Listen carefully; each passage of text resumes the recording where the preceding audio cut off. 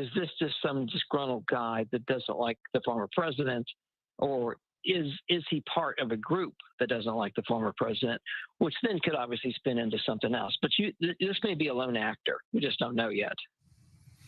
Brad Garrett, stand by. Again, we're still waiting on some more information here, but I do want to just, forgive me, I'm going to bring you back for just a follow-up question on that exact point, whether they're looking to see if this was a lone actor, if others may have been involved, as I'm still getting information right now. But from the law enforcement perspective, one thing that I thought was interesting there, and we talked about this with John Carl earlier, is it's not just the Secret Service, right? You have multiple law enforcement agencies on the ground at these major events, and Secret Service takes the lead, but they're all working together. We saw some of them come up onto the stage in tactical gear and long guns. How do those partnerships play out in the minutes, the hours, and the days after an event of this magnitude? So certainly during the event itself, you're exactly right. The Secret Service only have so many people, and they're going to coordinate this with the city, county, and state jurisdictions in, obviously, this case, the state of Pennsylvania. They will have practiced, trained prior to this event, and maybe, because the president does hold a lot of rallies, have worked together before to cover all the different angles. Obviously, the Secret Service are going to be the immediate response and around the president. But the next layer or two layers or rings around security are going to be quite possibly other law enforcement agencies. And to my previous conversation with you, it may have been one of them that got to the shooter or these two quote unquote bystanders. But that's the real key. Now, obviously, people reacted quickly. I'll say one other thing without knowing anymore, with that the shooter may have been some distance away, which is certainly fortunate for the former president. If he'd have been any closer, this would be a bigger tragic event, of course. But the whole key right now is this shooter and what's he all about. Absolutely. Brad Garrett for us. We appreciate it. I do want to go to Leonard Verdetto, who is an eyewitness who was there at the rally today. He's joining us now on the phone. Leonard, can you hear me? Yes, I can hear you. How you doing? Thanks for having me on. Absolutely, Leonard. We're so grateful that you are okay. Can you just walk us through what happened and what you saw? Sure, absolutely. So everybody was excited to see the former president coming out. We were all excited, and we were all happy. We were all joyful. We were all there for each other. And then the former president was giving his speech. Then moments later, there was some popping sounds that were going off. So about maybe 6 or 7 to 8 shots that were happening. None of us really registered at the time, but then all people were saying, "Get down, get down." Even I was saying, "Get down." Other people were saying, "Get down" as well. And, we were all praying. We were praying to Yeshua, the Lord Jesus, and we were praying to him to keep us safe, keep us protected. But unfortunately, what happened was, someone did get shot. What I do hear is that I think 2 people did get shot, that to the best of my knowledge. And I believe that, the former president, which I'm glad he is safe. So. Now, Leonard, and again, we don't have all these things confirmed yet, so this is your perspective here. But when you say that you believe that 2 people were shot, could you actually see people, potential victims? What I seen, and to the best of my knowledge, sir, is that and again, I was hearing it from other news sources as well. But what I personally seen, there was blood on a couple of people. Someone was shot just like about 5 feet right behind us, to be honest with you. So we were that close. And thank God we weren't shot either. And where were you located? We're looking at the video right now. This is the former president being brought back to his feet after those shots were fired. Were you on the stands behind Donald Trump, or were you in front of him? If you're looking exactly at him, we'd be on the left side, actually. We were the left side of the other stands where you've seen those big TVs. So the left side of the stands facing the president or behind the former president? Facing the president. We were more on the sides, looking on the side of the president, so facing him. And Leonard, let me just ask you too. Obviously, you go to this. We've been talking about this, the division in this country, the polarization. But here you are. Obviously, you're exercising your right to, support whichever politician you believe in. And you go to an event like this, you don't expect there to be violence. What's in your heart right now? Well, what's in the heart right now is I'm encouraging the American people to pray to Lord Jesus, because right now our country's divided. I'm a millennial generation. I'm 30 years old, and this is my first time being at a Trump rally. And the reason why I'm supporting the former president is because of the policies that he has to keep the country safe and secure borders and everything like that. So that's why I stand for what he stands for. And I encourage the American people to pray to Lord Jesus that we need to be united as a people. We need to repent, and we need to be healed as a nation, because right now our nation is not going down a good road. So I encourage people to pray, because prayer is a powerful thing. Well, Leonard Verdetto, we are so thankful that you are okay and that you were able to make it out of there safe. Thank you again for your time. We truly appreciate it. I do want to bring in another witness who was there at this rally today, Robert Rosano. Robert, can you hear me? Yes, sir, I can. Walk me through what you saw, what you heard, and how close were you to the former president as these reported shots rang out? We were, myself and a good buddy of mine, we were 4 rows back from the center of the former president. Former president was facing directly at us, and it was a good crowd. Everyone was pretty electric. It had been a long day. The heat was kicking in a little bit, but people were happy. People were happy to see the former president speak, and he came out to God Bless America, and the crowd was electric. And it was probably a good 10, 15 minutes into the speech that we started to hear what sounded like gunshots ring out. And we probably heard a good 3 or 4 gunshots that sounded like they were of a smaller caliber, followed by 2 to 3 more much powerful shots, which most folks assumed that it had been from the Secret Service. Now, I know as soon as the gunshots rang out, most of us had hit the ground. It was a scary situation. You're in a fishbowl, with the former president, and you don't know, where the shots are coming from and who they're coming from, and it was a pretty traumatic situation, I think, for everybody. But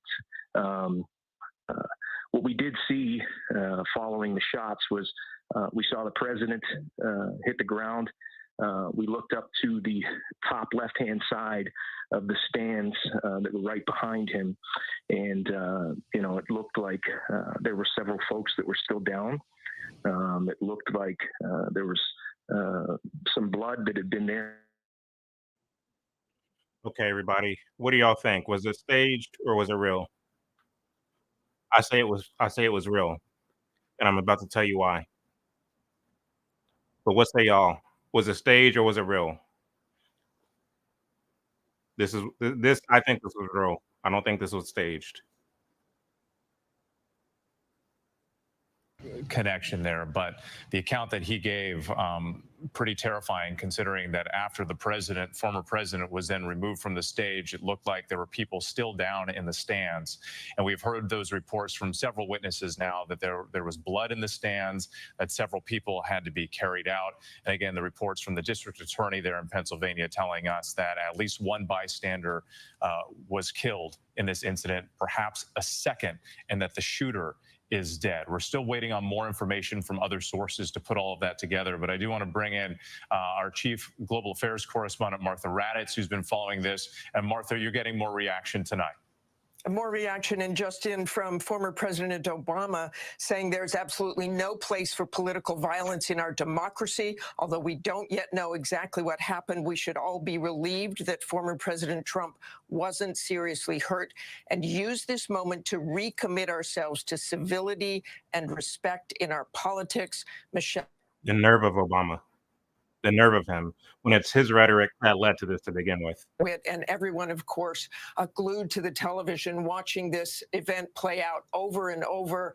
I've been talking to people I know in the military who are trained in weapons, and they too said this was probably far away from President Trump, and yet clearly a very, very dangerous situation. If, in fact, he was grazed by a bullet, that would explain why others were injured and possibly killed as well. This colleague from the military, said that he believed they probably, listening to those sounds again and again, said the shooter probably got off a couple of rounds because we heard those sounds, those explosive sounds, those sounds of gunfire. Several of them said the shooter likely got off a couple of rounds before he was then probably taken out by the Secret Service or whoever was outside that perimeter. But it's true. I mean, we've said this all afternoon. It is almost impossible to completely protect someone as hard as you try. And Martha, what you're saying and what your sources are telling you lines up with what we've been hearing throughout the night, too, from the witnesses that they heard several. Okay, so this is annoying me. The media trying to pretend as if they are shocked and they can't believe this happened, and what does this say about democracy and all the other nonsense that they're saying. The reason why this irritates the heck out of me is because it's their fault. I mean, can we stop playing here? I mean, it's their fault. They are responsible for this because for the last 6 months, all we've heard in the 6+ months, for the last 6 years, all we've heard is that Trump is a threat to democracy. That's what they say. We don't live in a democracy. We're not going to get into that. You all know how I feel about this whole concept of us living in a democracy. I'm not going to waste time talking about that today. But this was the rhetoric of the media. This is what they talk about day in and day out. It's all they ever say. And you now see them, celebrities, journalists, the news media, everybody is saying if Trump gets in office, it's the end of democracy as we know it. If Trump gets in office, he's going to make himself dictator. If Trump gets in office, he's going to implement, Project 2025, which they say is something that's going to set him up as president for life. This is what they say. So how do you not think that rhetoric won't incite someone to take on the responsibility of assassinating the person who the media is saying is a threat to democracy? Barack Obama said that. So the fact that he's coming out and saying, this is a very troubling times in which we find ourselves. Dude, you are responsible for this.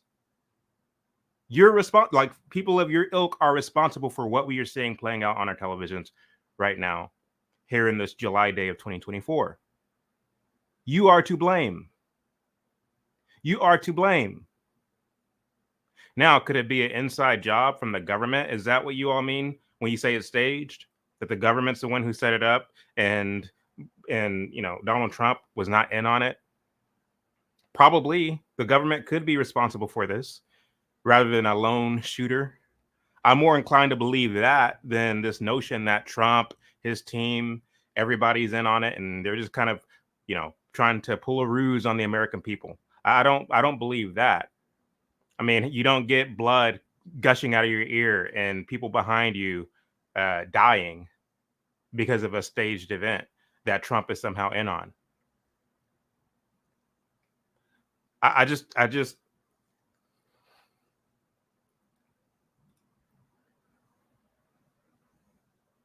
come on.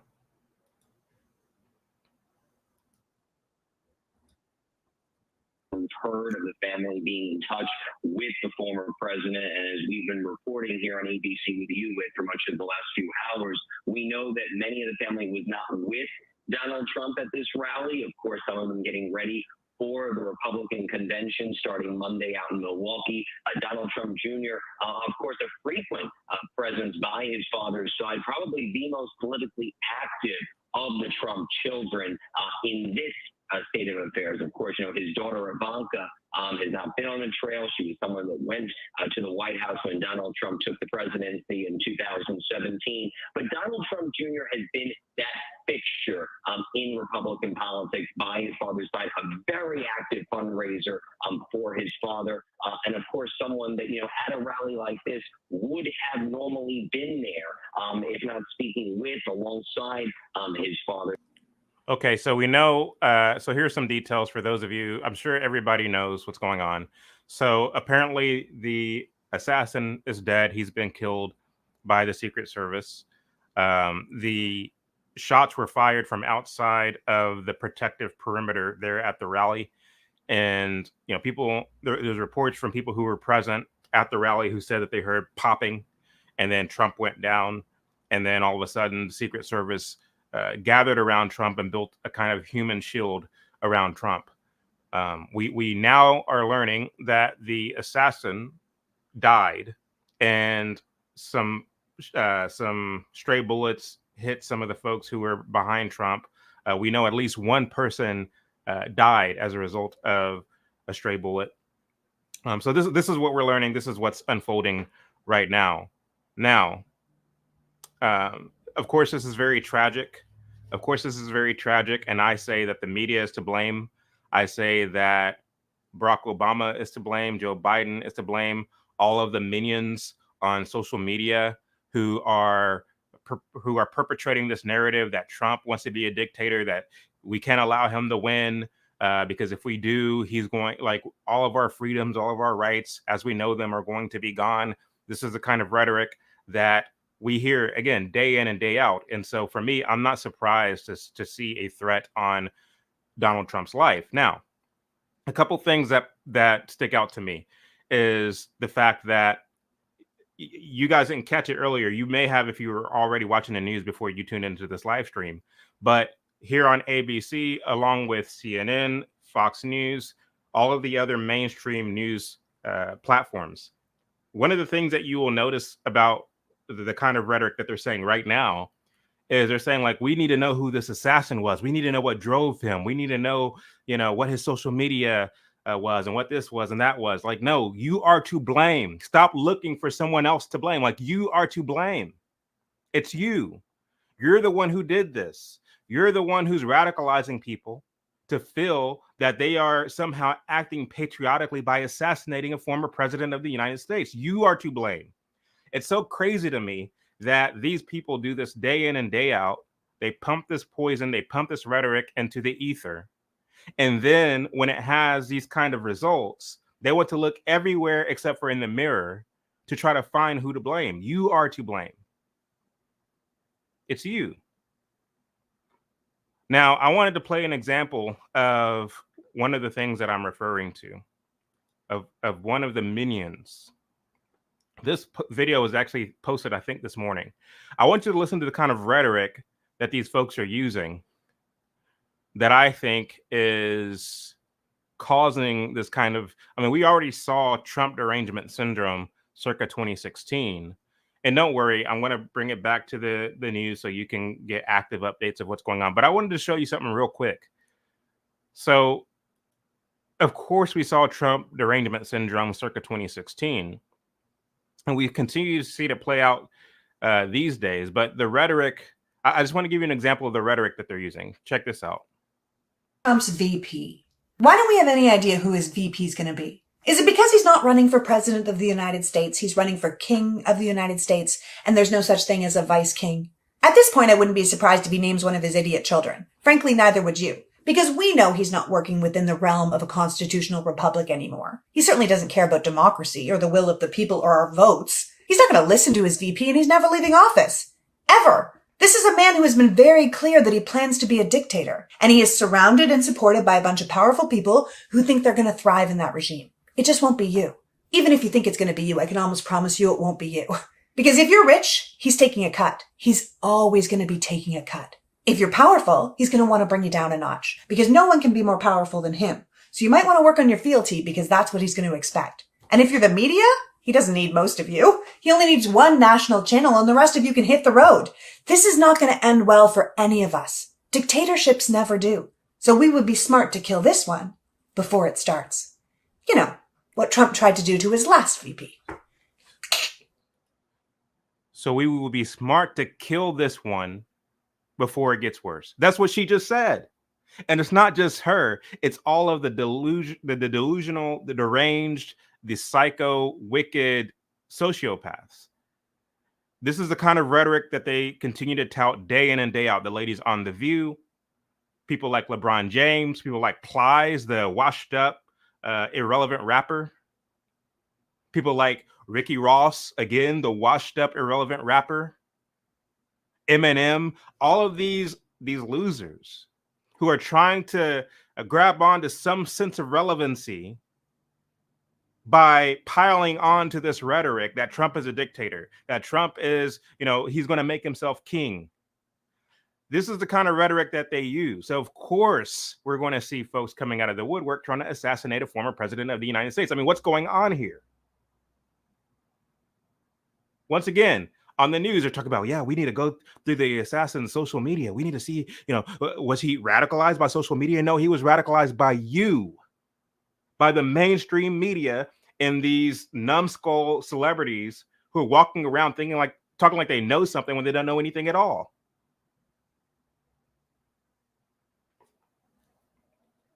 I got another one for you. So you saw that idiot talking about we need to kill. I'm going to play it again for you all.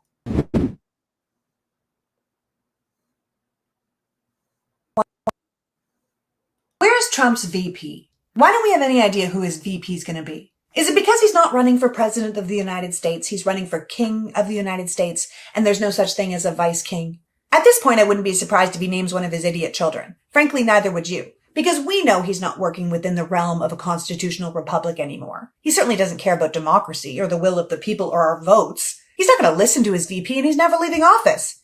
Ever. This is a man who has been very clear that he plans to be a dictator, and he is surrounded and supported by a bunch of powerful people who think they're going to thrive in that regime. It just won't be you. Even if you think it's going to be you, I can almost promise you it won't be you. Because if you're rich, he's taking a cut. He's always going to be taking a cut. If you're powerful, he's going to want to bring you down a notch because no one can be more powerful than him. So you might want to work on your fealty because that's what he's going to expect. And if you're the media, he doesn't need most of you. He only needs one national channel and the rest of you can hit the road. This is not going to end well for any of us. Dictatorships never do. So we would be smart to kill this one before it starts.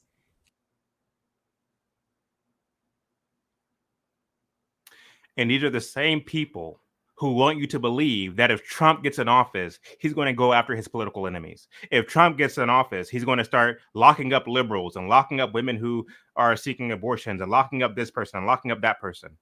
This rhetoric, the same rhetoric that this numbskull is touting in this video, is a kind of rhetoric that caused the almost assassination of a former president today. And so these idiots get to go on social media and say anything and just be reckless. And yet they want us to believe that they have the moral high ground, that they are righteous in trying to assassinate the former president of the United States. I can't stand Bernie Sanders. Do I wish death upon him? No. I can't stand Joe Biden. Do I wish death upon him? No. The thing about Marxian liberals is that they don't believe in God, most of them. All of them. If you're a Marxist, then there's no way you can believe in God because you can't believe both things.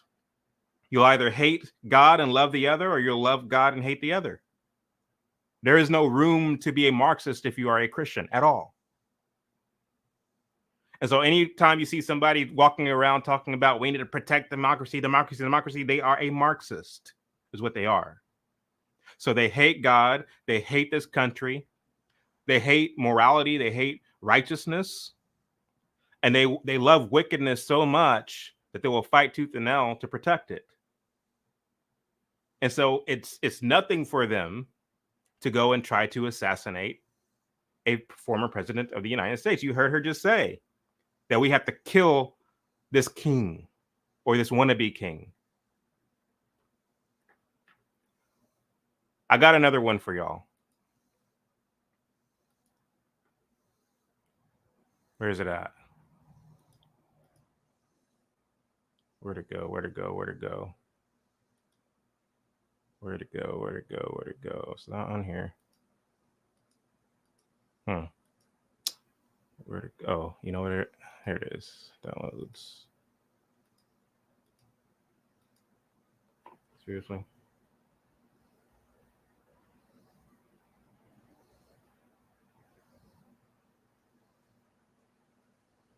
Here it is. When he had his last speech, he went through, if you guys remember, he went through everybody who was there.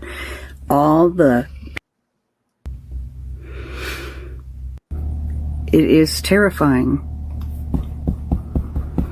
Well, we'll know sooner than later, but all right, here we go.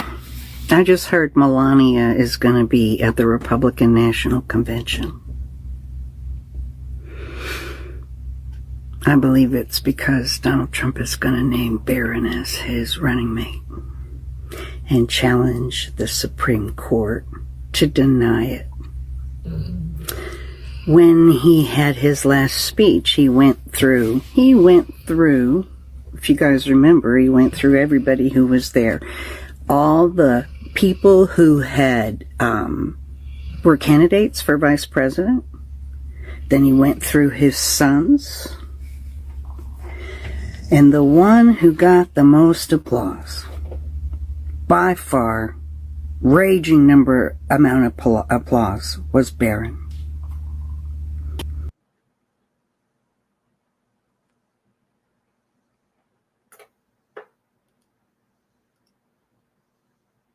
Okay, so let's see. Well, I wonder why the video just randomly stopped right there. Let's try to... When he had his last speech, he went through, if you guys remember, he went through everybody who was there. All the people who had were candidates for vice president. Then he went through his sons. And the one who got the most applause, by far, raging amount of applause, was Barron.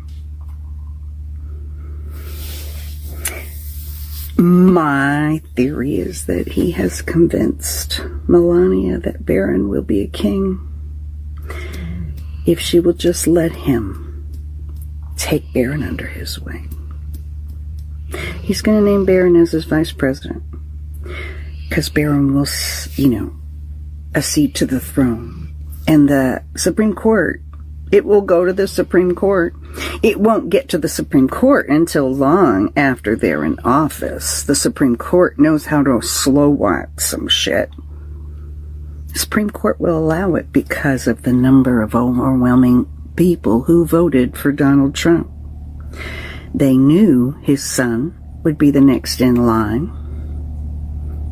It is terrifying. Well, we'll know sooner than... Okay.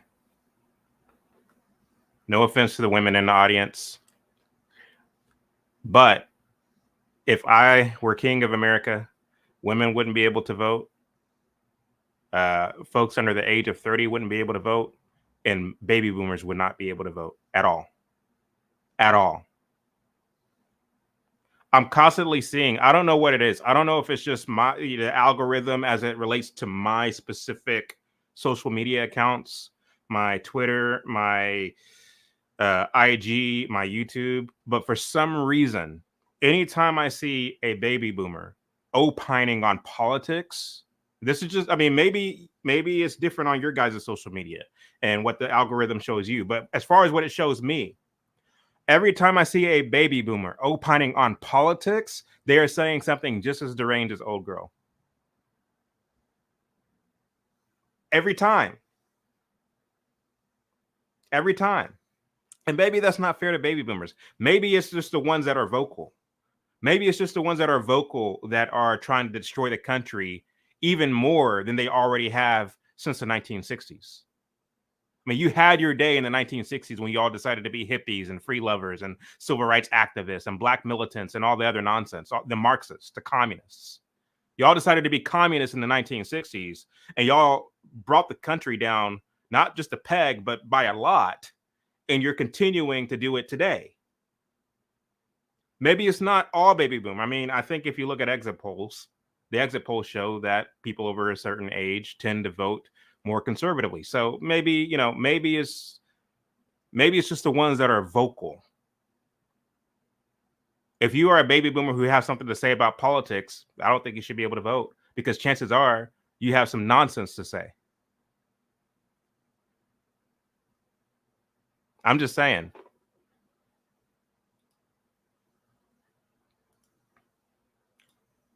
Why can't I hear this? Tower, 40 Wall Street, Foley Square, and City Hall. No specific threat, though, in connection to New York at this time. Here comes President Biden. Let's listen. All the agencies in the federal government as to the situation, based on what we know now. I have tried to get a hold of Donald. He's with his doctors. Apparently he's doing well. I plan on talking to them shortly, I hope, when I get back to the telephone. Look, there's no place in America for this kind of violence. It's sick. It's sick. It's one of the reasons why we have to unite this country. We cannot allow for this to be happening. We cannot be like this. We cannot condone this. And I want to thank the Secret Service and all the agencies, including the state agencies, that have engaged in making sure that the people and we have more detail to come relative to other people maybe injured in the audience. I don't have all that detail. We'll make that available to you. I may be able to come back a little later tonight, but we'll put out a statement if I'm not able to if it's not convenient for you all. But the bottom line is that the Trump rally was a rally that he should have been able to be conducted peacefully without any problem. But the idea that there's political violence or violence in America like this is just unheard of. It's just not appropriate. And everybody must condemn it. Everybody. I'll keep you informed, and if I am able to speak to Donald, I'll let you know that as well. But so far, it appears he's doing well. Number one. Number two, that there's thoroughly investigating what happened to anyone else in the audience. We have some reports, but not final reports. And every agency in the federal government, I'm going back to my phone to speak with the federal agencies that are being put together again to give me an updated briefing. Has anything happened? They learned any more in the last couple hours. So thank you very much, and I hope I get to speak to them tonight, and I'll get back to you if I do. Okay. I don't know enough I have an opinion, but I don't have any facts. So I want to make sure we have all the facts before I make any more comments. Thank you. Are you worried was the security failing, Mr. President? President Biden with that short statement there. Again, he's in Rehoboth, Delaware for the weekend, but released a statement earlier tonight, but coming.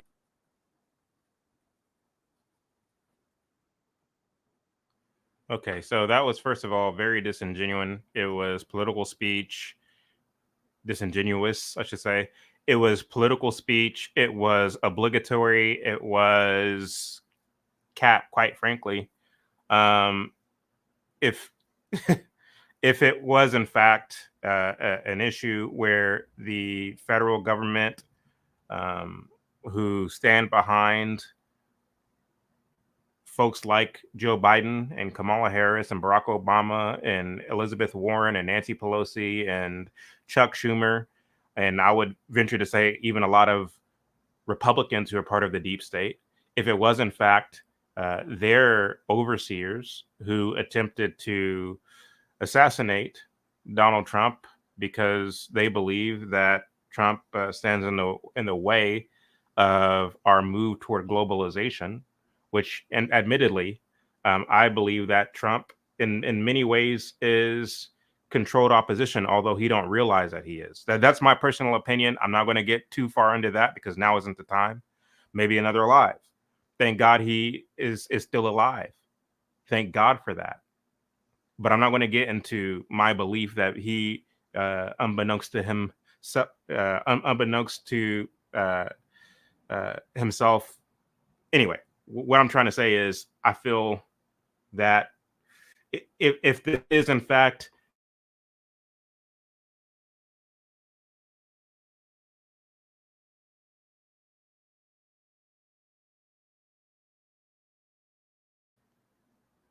Not sure what happened there. Am I still alive? My screen just went black. I don't know if I'm still alive or not.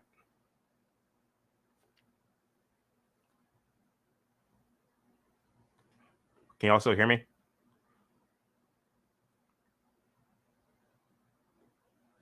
Why did my screen go black? Huh. Okay, I just saw some comments come through. Then of course, what Joe Biden was saying is obligatory and not really genuine. But the thing is, again, as I was saying earlier, there's a lot of politicians I just can't stand.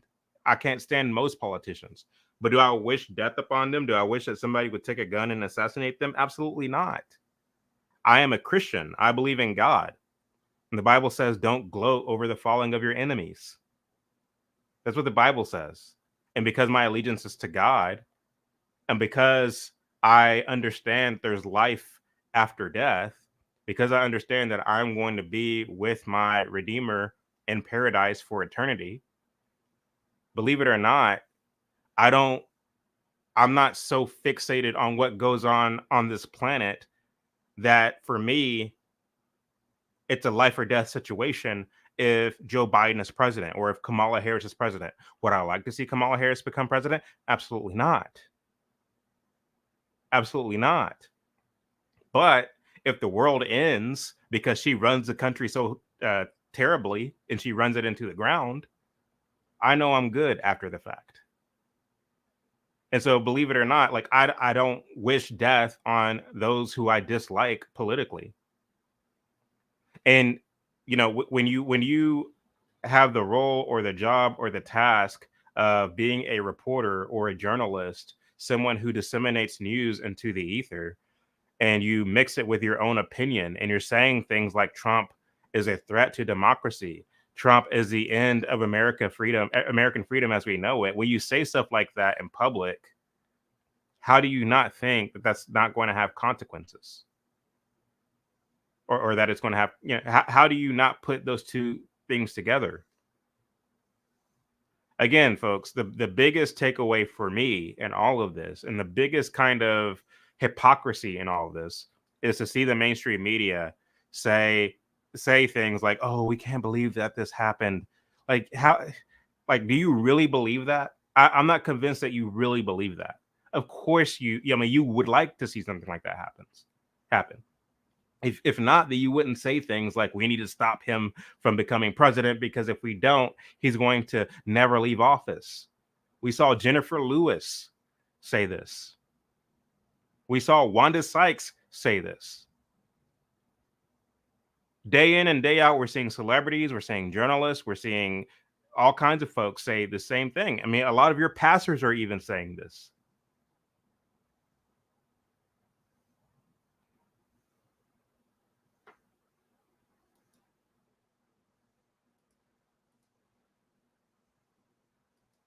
John, thank you. Stand by. We'll come back to you as the developments persist throughout the night. But I want to go back to Mary Bruce at the White House. Mary, just getting some more information before I come to you, because we're also told now that FBI personnel are on the scene in Butler, Pennsylvania.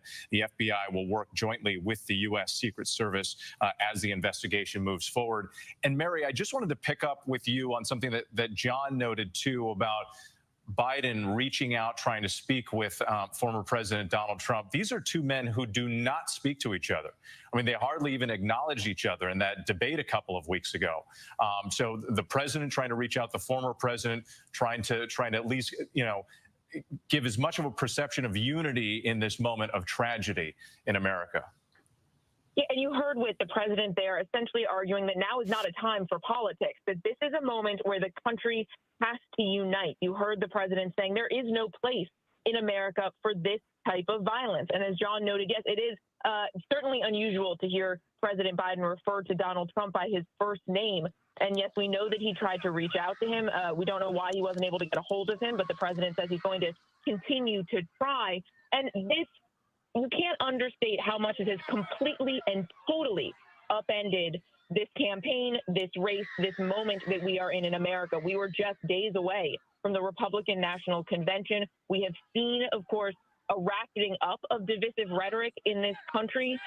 We were at a point where you were hearing, as Joe Biden has been facing a lot of doubts from those within his party about the future of his own candidacy in this race. He's been urged by others to take the fight to Donald Trump more forcefully, to outline more forcefully the case in this race.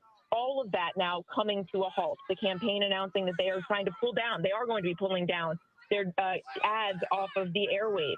That this is a moment where instead of ramping up, you are having the campaigns hit the pause button completely. Now, what will that mean? How will that change this race? Will it change the way the two parties talk about each other going forward? Will it actually bring the country together? All huge questions and things that remain to be seen in the coming days. And just one more thing, Whit. I do think it was interesting. The president there was asked if he thought this was an assassination attempt. He said, I have an opinion, but I don't have any facts, echoing what I think many Americans are thinking right now. Absolutely. Mary Bruce, thank you so much. I do want to bring in... How is it a mystery as to whether it was an assassination attempt? What are we talking about? How is that even a mystery? Are they being serious right now? The shooter being dead and at least one bystander, possibly a second, also killed. What more can you tell us about this incident? Well, I'm sorry to be talking to you under these circumstances, but yeah, I can confirm that the shooter is dead. And we have one spectator who did pass away as a result of this incident. The second individual that was removed from the scene is in what I would say serious condition. I don't know their condition at this point, but we do have at least two spectators that sustained injuries, or obviously the first one passed away from the shooter. Forgive me, just to confirm, so the shooter is dead. You noted that, but earlier we reported possibly two spectators were killed. So now you're saying, just to clarify, one was shot and killed, another one sustained serious injuries. Their condition at this point, unknown? That is correct, yes. Do we know anything about this shooter? At this point, no. Is it a man? I don't even know if it's male or female, to be honest with you. So okay, so we don't know if it was male or female. Was the shooter? Is it believed that the shooter was actually in the venue, or fired the shots from outside? I can confirm the shooter was not within the venue. The shooter was on the roof of a building that was adjacent to the venue, and so they would not have had to go through the security process of entering the rally and be subject to the search and everything. Forgive me, I was just getting some information in my ears as you were speaking. So the shooter not in the venue, on the roof adjacent to the venue. So is it believed then that some of these other shots that we heard witnesses describe, that was law enforcement returning fire? Was it law enforcement who took the shooter out? That I can't confirm. That's a yes? No, I can't confirm that. Okay, so it's not clear how the shooter died. Correct. At this point, we don't know. I don't know. How about that? I don't know at this point. Fair enough. I understand. And forgive me, I know it's a fluid situation and information is coming in piece by piece. Extremely, yes. Richard, just your take in general. This is obviously a tragic moment in this country. I mean, not only do we have this act of political violence, we have bystanders, people out there just exercising their right to support a candidate, potentially shot and killed. What are you feeling at this time? Oh, I mean, it's terrible. First of all, I'm embarrassed for my community that this happened here. I am disgusted and sad that somebody actually lost their life as a result of this. And, unfortunately, it appears to be just almost, I don't want to say a microcosm, but the state of our country, where we are right now and how divided we are. And somebody would resort to something like this to, well, I don't know the motives, but potentially affect a presidential election. And it's really sad. I mean, we need to. I agree with President Biden. We need to come together. We need to unite because of this. And I hope that maybe, something bad like this happening, good can come of it after the fact. Yes, let's all hope that that could be the case, and perhaps this country could have a moment of unity in what has been a very divisive time, and only getting painful by the minute here as we get more details about what happened. I do want to ask you about the bystanders. Do we know any information about them, where they were seated during this event? I don't have that information at this point. I'm going to guess that they were probably seated behind President Trump, based on the whole thing, but I don't know. I shouldn't speculate. Understood. Again, Richard Goldinger, we truly appreciate you taking the time this evening, and we're wishing the very best. Our hearts go out to you and your entire community as you try to build back from this tragedy. Thank you again. I want to go to, let's go back to Martha Raddatz in Washington. Martha, I know that you've been talking to not only law enforcement sources, political sources, but also folks in the military who were describing what they heard with those gunshots. We got some more information from the district attorney there. The suspect who was shot and killed, and we're not sure how, we're careful to, to point that out, was on a rooftop adjacent to the venue. What does that tell you, and what's the reaction you're getting from your sources? Well, it certainly was a ways away from President Trump. And that in the beginning, when I started talking to people who were familiar with weapons and who heard that gunfire on the tape, said they were certain it was probably a ways away from the actual venue outside the security zone. And it sounds like that has proven to be true. There were several shots you could hear, and they were very distinct, at least 2 or 3, possibly more shots. And we don't know yet whether we were hearing not just the shooter, but those who then took out the shooter.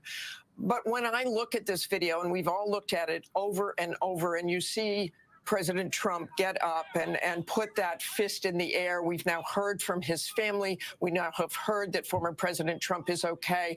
But this is an incredibly sobering moment for former President Trump, for his family, and for the country. There is always a possibility something can go wrong. He is surrounded by security doing the best job they possibly can, the Secret Service, but these things can happen. And when he goes out there again, he is going to be thinking of this, whether he keeps that fist in the air, whether you can't keep him down. This is something that has got to be in the back of your mind. Back in 2016, somebody said that I'm behind. I didn't see the you want me to send you the clip? Biden press conference. No, I actually did see it, and we talked about it. Did you have any opinions on it, on his speech that he gave? I mean, I didn't get a chance to watch because I was just collecting the videos for my live. Oh, okay. Okay. Yeah, I didn't even get to watch the whole thing. Yeah, if you want to bounce off and keep doing that, then that's fine too. But I just wanted to see, I don't know, what are your thoughts on this? Your fresh take. I mean, well, my first take is, and I'm gonna just go ahead and say it. So in social media, Black people are saying it's fake, and I have a problem with that because you couldn't see anything else that was fake. Black folks have not been able to tell whether none of this stuff is fake. Now all of a sudden this is fake. So I think that the problem is that if it's real or if it's fake, how do people respond to it? It could be a stunt.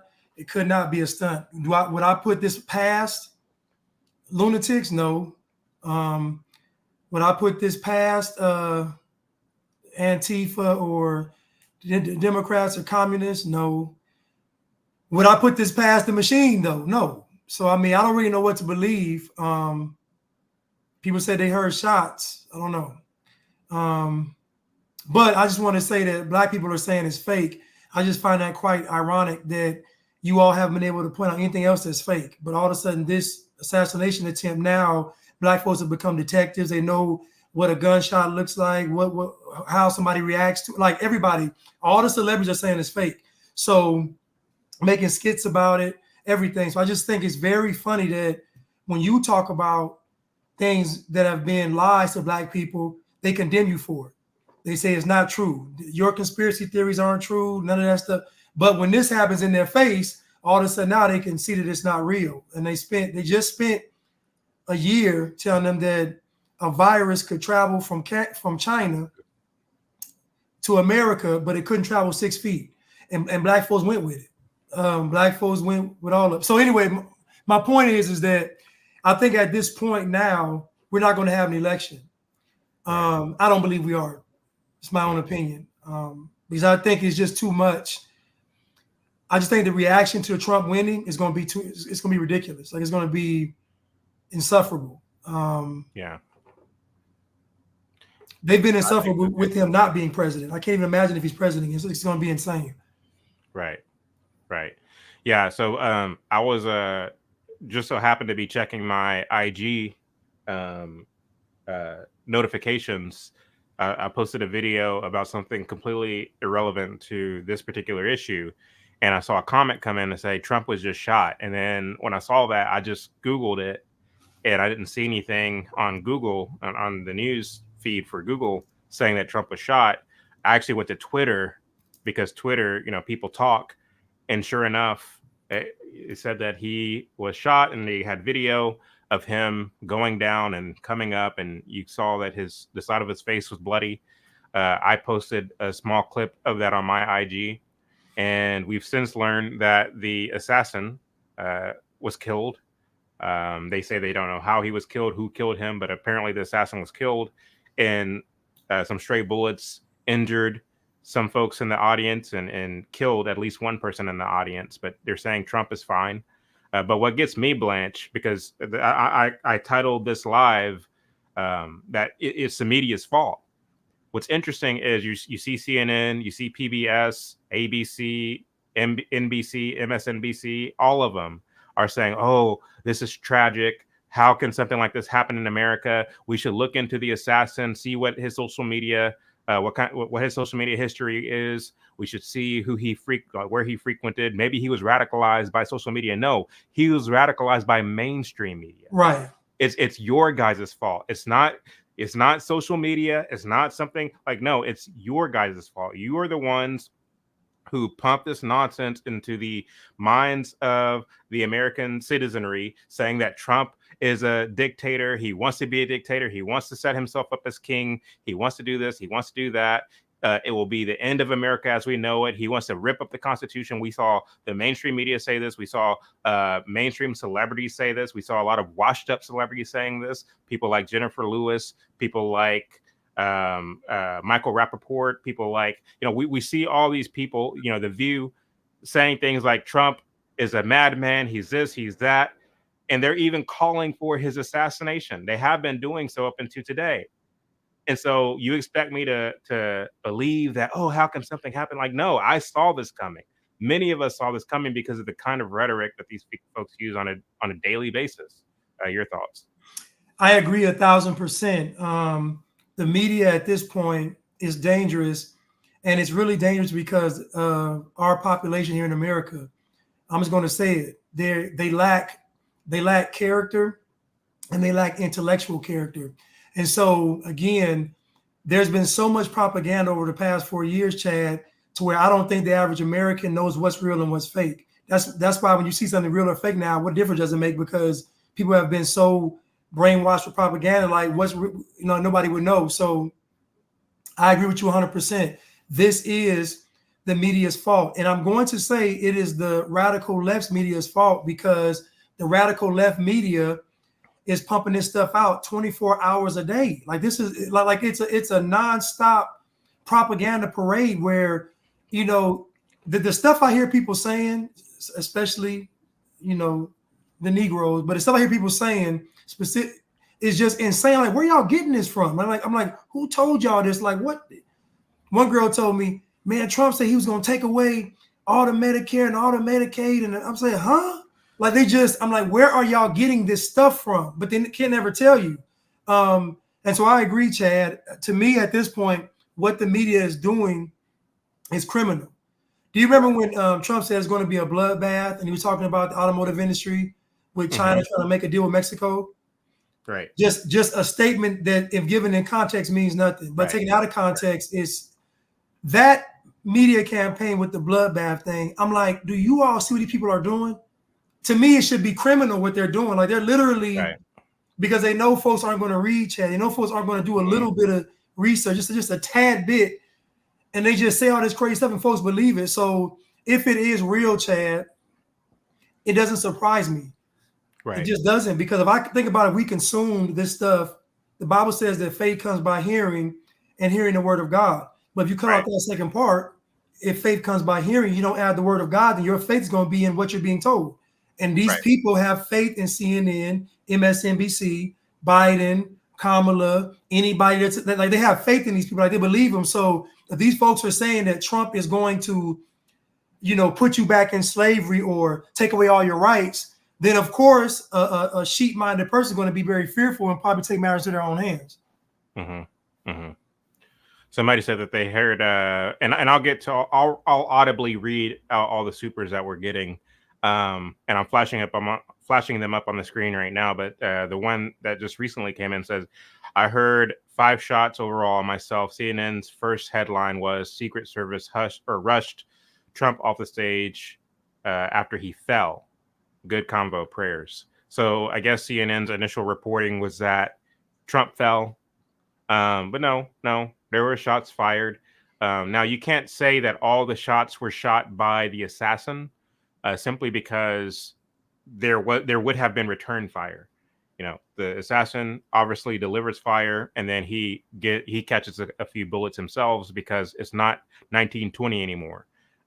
Technologically, we're more advanced with our surveillance. We're more advanced with our response strategy.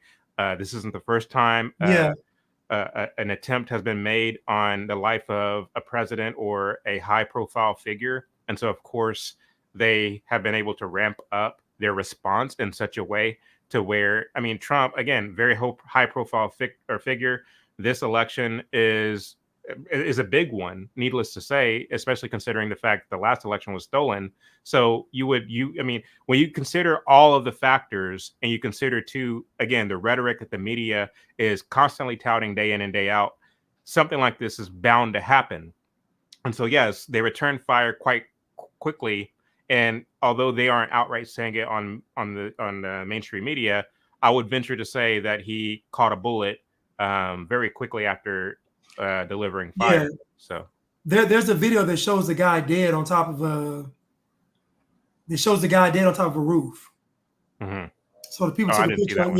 There's a video of people taking their camera phones and showing the guy on top of the roof, and he was like, they said he was actually motionless, obviously. But again, people's argument is that, well, how they found out who this guy was so fast. First of all, we live in a social media age. Like, they already, listen, technology is so advanced now. What I find funny is when 9/11 happened, and they said that they found one of the pilot's driver's license on the ground of the rubble, Black folks didn't question it. Like, they believed it. I'm just like, so how are y'all? I just don't understand this picking what's a conspiracy and what's not. And I'm saying this because if you all can tell me that this Trump assassination attempt was fake, then how could you all not see the rest of it?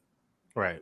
You know what I'm saying? Like, how can y'all not see the obvious stuff they're doing on this hand, but you can see the conspiracy on this hand? I just don't. I can't ride with that. I can't. Right.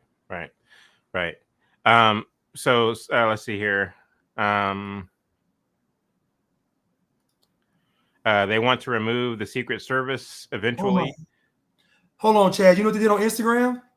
What's that? I put that Trump image up on Instagram, and they blocked it. The one with his fist up? Listen, I'm on live right now, and I can't see it. I put the image up, and I can't see it. Watch, I'm going to do it again. They won't let me show the image. I'm going to go to your Instagram right now. Hold on. Yeah, see if you can see it. See if you can see it. Let's see here. Let's do this. Everybody's saying it's not there. Okay, let's see. All right. Share screen. Share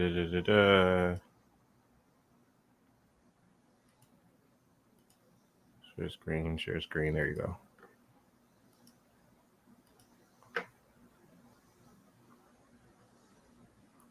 She looks depressed.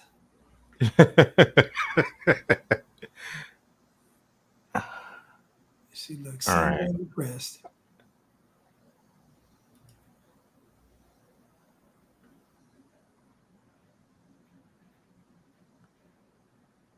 Why can't I? Where's my search bar go? Yeah, see Explore right there, don't you? Oh, You should see me at the top though. Yeah, I was about to say. I mean, usually you're one of the first people that pop up over here on my. Everybody's saying the image is going. They said try it again. I keep trying it. I keep doing it. Now, why would they let me show this Trump image?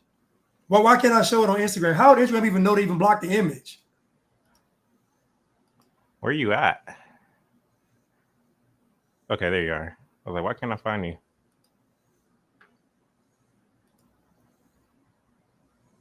Oh yeah, it's not even on here. No. Go to my live. Click on my. Dang, it's not showing me live. No, it's not even showing you live. That's crazy. Well, they can see me live on here, but it's not even showing me going that I'm live. You got to go to your home screen and go to where you see my icon up there live. That's weird though. That's crazy. Like if you can see my name up there, you should be able to click on it. No, your name is not even up here. That's crazy. But everybody else, I mean, I'm scrolling down. Everybody is talking about Trump, fists held high.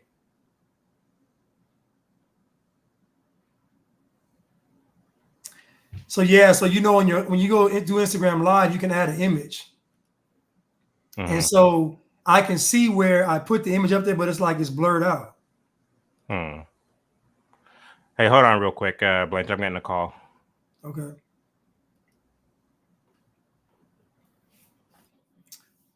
All right, y'all. Well, Chad is taking the call. You know, I'm just again disgusted. You all, these people were able to see the fake shot on attempt on Trump, but you couldn't pick out anything else. I'm disgusted. Somebody said, "Oh, this is karma." Karma for what? Well, my question is, do you see the image I put up? Because I put an image up with Trump with the fist up on my IG screen, and it's not showing. I can't even. It's weird. That's crazy. Let me try another image. Let me see something. Let me see if I can put another image up.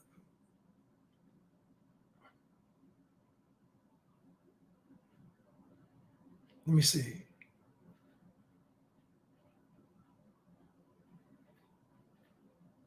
Let me see.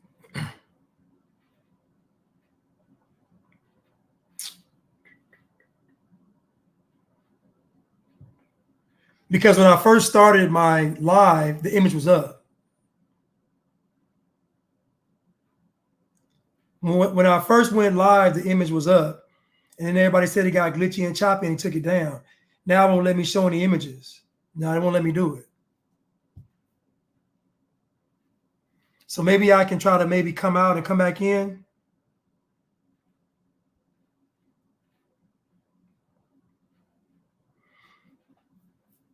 Yeah, everybody said it was up for a minute. So my whole point was, why would Instagram be blocking that image? If it's fake and if it's the media, if it's all this stuff, so why are they blocking it? Why are they blocking it?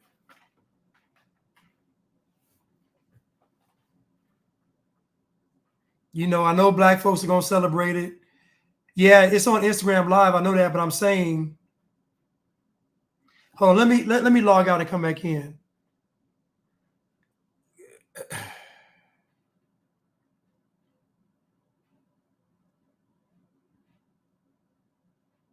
I want to extend my condolences to the family of the person at the rally who was killed, and also to the family of another person that was badly injured. It is incredible that such an act can take place in our country. Nothing is known. This is Donald Trump saying nothing is known at the time about the shooter who is now dead. And here's key new information in this statement from Donald Trump. I was shot with a bullet that pierced the upper part of my right ear. I knew immediately that something was wrong. in that I heard a whizzing sound, shots, and immediately felt the bullet ripping through the skin. Much bleeding took place. So I realized what was happening, and then he ends it, God bless America. So a statement from Donald Trump that he has posted on social media saying that he was shot in the right ear by one of the bullets as they went by, much bleeding, and expressing his condolences to somebody at the rally who was killed, another person that was injured. That statement from Donald Trump. And now is, John, as you've been with us for hours now, it's the puzzle pieces are starting to come together, at least in terms of the event today and what happened. You know, we don't have the who and the why yet, but we're starting to get the how and how this all played out tonight, because we saw earlier those images of the former president with the blood trickling down the right side of his face. We saw him flinching as he was speaking when the shots first rang out, and then reaching for his right ear. And then now that confirmation from the former president himself. And John, I know that like politics isn't really at the center of the conversation in this moment, but I can't help but just point out that you're standing in Milwaukee, you know, at the headquarters of what is supposed to be the Republican National Convention this week, major events that were supposed to take place. How do you expect that not only the Trump campaign, but the Biden campaign will then respond to all of this? What did the next few days and weeks look like on the campaign trail?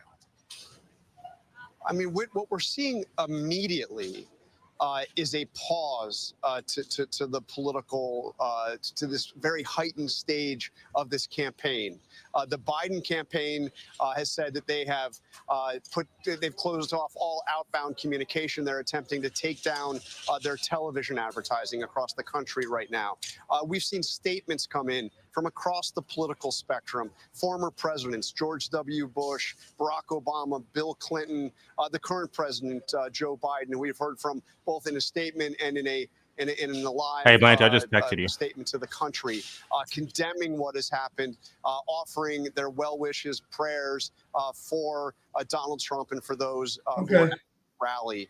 We're seeing this from people who are Trump's allies, from those who are adamantly opposed to him. But there's something else we're seeing that I have to say. We're already seeing some very divisive rhetoric in an attempt to politicize what has been roundly condemned by everybody. You have seen some of the president's allies suggest that Joe Biden himself bears responsibility because of the rhetoric that we've seen in this campaign. We saw a statement to that extent coming from J.D. Vance, one of those who's waiting right now to find out if he's going to be Donald Trump's running mate. We've seen a member of Congress say much the same, except directly pinning the blame on President Biden. So for now, across the political spectrum, a pause, universal condemnation, but the early indications are that that's just not going to last very long. It could get ugly very soon. There should be a moment where the country has a wake-up call that the hateful rhetoric that we have seen across the political spectrum is simply dangerous. We know death threats have become a matter of due course for political figures.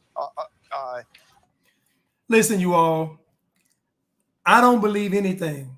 So if I see something on the media, I don't believe it. I gotta look at it, watch it, review it, see different angles, hear different testimony. I gotta put it all together. So again, I don't believe what I see on the media. I just don't. Again, I'm gonna go back to what I said. Black people were able to see that this was fake, but somebody put it in the comments, but they couldn't tell that Fauci was lying. So again, this is where my mind is confused. How can y'all tell me that this is fake? You all know the angles, the fake blood, the fake. You all know, got all the details.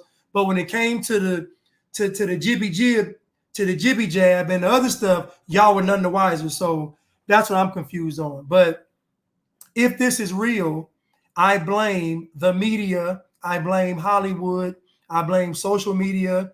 I blame all these corporations, because what they did over the past 4 years is they censored the truth and they let the lies fly. And so this is what's going to happen. And so we saw them try to condemn Kyle Rittenhouse. We saw them lie about Officer Chauvin when it came to George Floyd.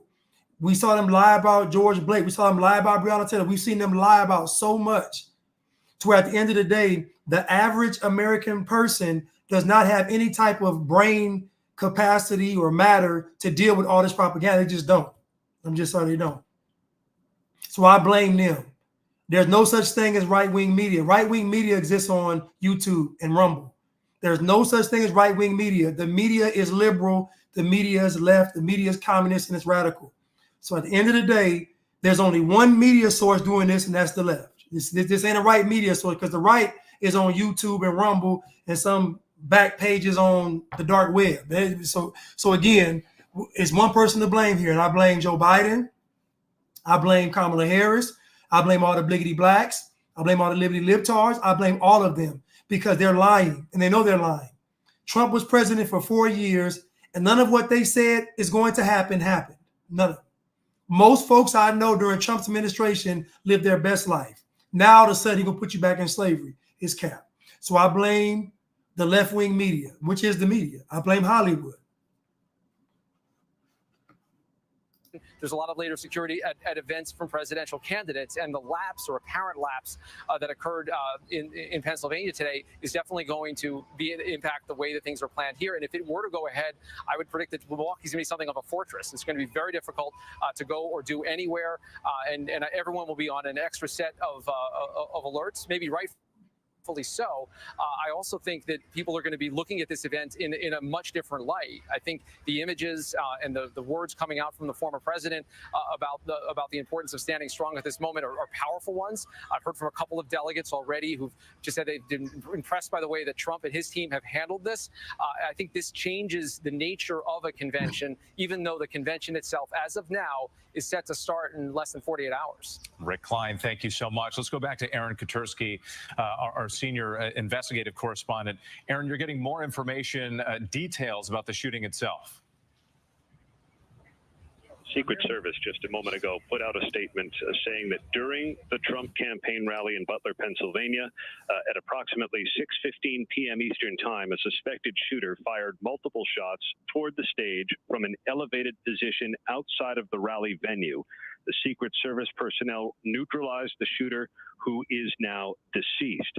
The Secret Service, the statement says, quickly responded with protective measures, and former President Trump is safe. One spectator was killed, 2 spectators were critically injured, and the incident is under investigation. That's an official statement from the U.S. Secret Service. Law enforcement sources would tell ABC News the shooter was at a distance of 200 to 300 yards away. In an elevated position, he was on a rooftop adjacent to the venue, and those same law enforcement sources are telling ABC News he fired as many as 8 rounds from an AR-15 style rifle. And Aaron, this information that you bring us also lines up with what we've been hearing. So first, this is what makes my spider senses go off. If you're 300 yards away, 200, 300 yards away, you're going to have a sniper rifle. I've been looking at sniper rifles for the past 2 weeks. Why would the person not have a sniper rifle? Why would they have an assault rifle for that great of a distance? Why would it conveniently be an AR-15? These are the things that make me ask questions. If you're 300 yards away, why would you not have a sniper rifle with a scope? This is what I question. So again, I got to look at this whole thing, examine it. I got to pray over it and see how I feel about this, because my initial response to this is that it's CAP. So again, that's me though. Don't take my word for it. I'm just saying how I am. I got to sit back and I got to, I did a video about January the 16th. Video went viral, made me famous. And the next day I came back with a video saying it was fake. So I'm just telling y'all, this is what I do.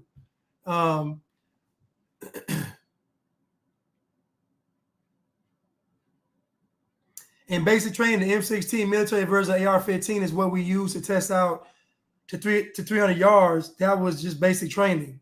I mean, it's possible that you could have used it. I mean, I'm not saying they can't. I'm just saying I would figure they'd use a sniper rifle. I'm just saying you'd want something accurate. If you're trying to take somebody out in real life, you'd want to use something that was designed for a great distance, take people out. You said up to 300 yards. I'm saying, to me, you'd want something on a stand. I don't know. I'm just thinking. I don't know. That's just me. I've been looking at sniper rifles for the past 2 weeks. So that's where my mind is.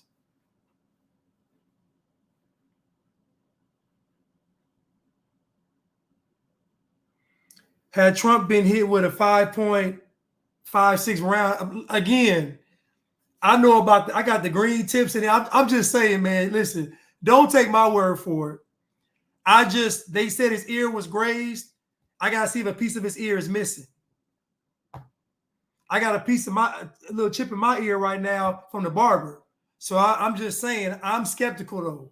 The barber took a chunk out of my ear, just a little piece, and it went off. So if he got hit with a 5.56, then the piece of the ear should be gone. Mike Tyson bit Holyfield's ear, and a chunk was missing. So I'm just saying. So, don't tell Chad I'm being a conspiracy theorist. I'm just saying this is how my mind works. I'm sorry. Right, Deontay Blade Ford. Juice said you don't know firearms. Maybe I don't know firearms, but I know one thing. If that bullet hit your ear, a piece coming off. I know that. So you can say I don't know him, but I got him. And if somebody run up in here, you're going to see how much I don't know him. He said it's not a big round. I can get you the round right now. I can get you the round. Do y'all want me to get the round? Come on, y'all. Don't play with me, man. I got the round sitting there right here. I can get the round for you. Come on, man. Y'all talking to me. Talking about it's not a big round. I said a piece of your ear gonna be missing. Are you crazy? Y'all are tripping.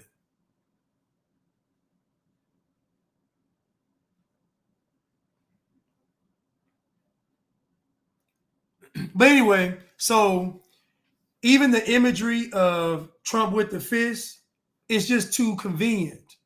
Like, it's too convenient to take that image and put it on a poster. It's just too convenient to, like, it's just, I'm just, listen, man, I worked in television and film. When stuff happens in real life, it ain't pretty. It's ugly. All I'm saying is just the imagery, to have the perfect shot, to put that on billboards. I don't know. That's how my mind works.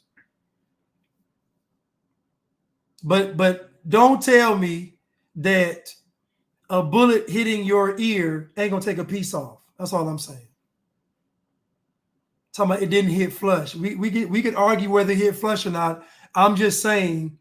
My dad showed me one time. He showed me a bullet hole, and he showed me a graze. The graze, it was a piece missing when the bullet grazed his leg. So again,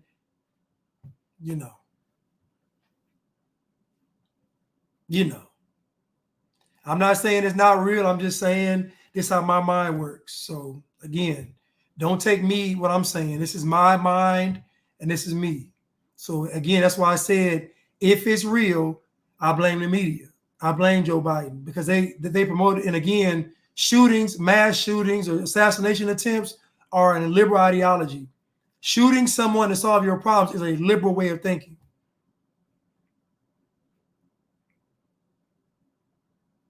That's all I'm saying. Yeah, right, Angel. He was like, fight, fight, fight. I'm like, I don't know, man. That's just me. I'm just skeptical.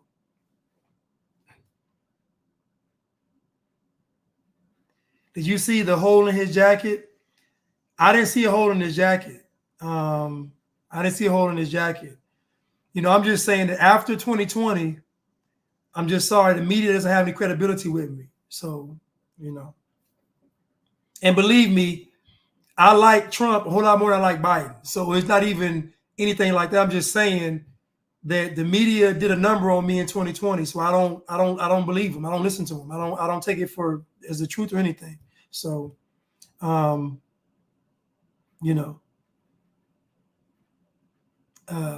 play this real quick. Let's go. I'm sorry. local medical facility. Just hours ago, this area was lined with Trump supporters. They entered that tent right there to be screened by Secret Service, going through metal detectors, their belongings detected. Now, this is the space where you have Trump supporters that are leaving, panicked and confused, as Secret Service agents rush us out of this area and back to our cars. Tonight, the crowd still in disbelief. Tell me what you saw and what you heard. You said that you heard the popping sounds and you got down. Sounds. At first, you think like maybe firecrackers, but it continued. It continued, and then somebody yelled, "Get down!" We got down. We got down, and we huddled and we started praying. Tonight, local officials telling ABC News those sounds were in fact gunshots, live rounds fired from outside the security perimeter. This is being investigated as an attempted assassination. And tonight, the local district attorney telling ABC News at least one person is dead and the shooter is dead as well. Tonight, President Biden addressing the nation. I have tried to get a hold of Donald. He's with his doctors. Apparently he's doing well. I plan on talking to them shortly, I hope, when I get back to the telephone. Look, there's no place in America for this kind of violence. It's sick. It's sick. It's one of the reasons why we have to unite this country. We cannot allow for this to be happening. We cannot be like this. We cannot condone this. But the idea that there's political violence or violence in America like this is just unheard of. It's just not appropriate. And everybody must condemn it. Those words from President Biden tonight saying everyone must condemn it, something that we've been hearing from politicians on both sides of the aisle. And Rachel. All of a sudden, Trumpsters say don't trust the media, and now you do. Again, this is my mind. I go by the old saying that says, believe none of what you hear and half of what you see. So this could have been against Joe Biden. This could have been against anybody. I would have said the same thing. Even when it came to the Will Smith and Chris Rock slap, I said it was fake from the jump. Like, again, I'm skeptical because I worked in the industry. So you got some witnesses. Hold on. Trump, and then I saw the people that have been shot, and they were bringing them down in the stands right above me, and I just didn't want to get down. I just kept standing. But I saw, I saw the man that was hit in the head, and there was a lot of blood, and I knew there was no way he was going to survive that. And then there were two of them that they brought down, but it was like real chaos and chaotic, but I didn't get down. And so it was very interesting. We were just right there. What was going through your mind as you saw that person with tons of blood on them? Yeah, at first I was thinking, I thought different thoughts, like maybe this was the shooter and then he committed suicide, or maybe someone shot him. That's what my first thoughts were. I didn't think about just like someone that was in the stands. Yeah, that's what I thought. And now knowing that this is someone that was in the stands, how are you processing this? No, I think we're all in shock. Yeah, we're in numb that this happened. Can I say, when I heard this going on, I thought it was a firecracker. It's like with Kennedy, people thought it was a firecracker. And I looked, we were 20 yards away from Trump, and then we were 20 yards away from where I thought it was a firecracker. But then now I'm thinking maybe those were bullets that were going over our head. Yeah. And then they were saying, get down, get down, get down. I just wasn't processing. It took me like 2 minutes, and I finally hit the deck. But I think it's just like you're in shock. And how did the guy get the gun in there? How did he get the gun? Yeah. Well, let me ask you this, because is this your first Trump rally? No. So I've covered a number of Trump rallies. I've been to almost every single Trump rally this cycle. You've been to a number as well. You're fully aware of the security precautions. Trump supporters, as they're making their way in, they have to go through magnetometers. Your bags are searched. Your pockets are searched as well. And so any area where you're around the former president, there is a sense of safety. Yeah. And so to have this occur, what was going through your mind as you heard gunfire, get down, get down? I think first I was in shock, but I do think I'm drawn to some of this I tried out for the Secret Service. I passed everything, but then they said, take your glasses off. That was the end of it. So my whole life would have been changed, but I couldn't see. But I guess I like to be where the action is in some ways. So, but I mean, not this, obviously this is just horrible, just horrifying. But Trump survived. That's good. It would have been horrible news, worse news if he had been killed. So that's good.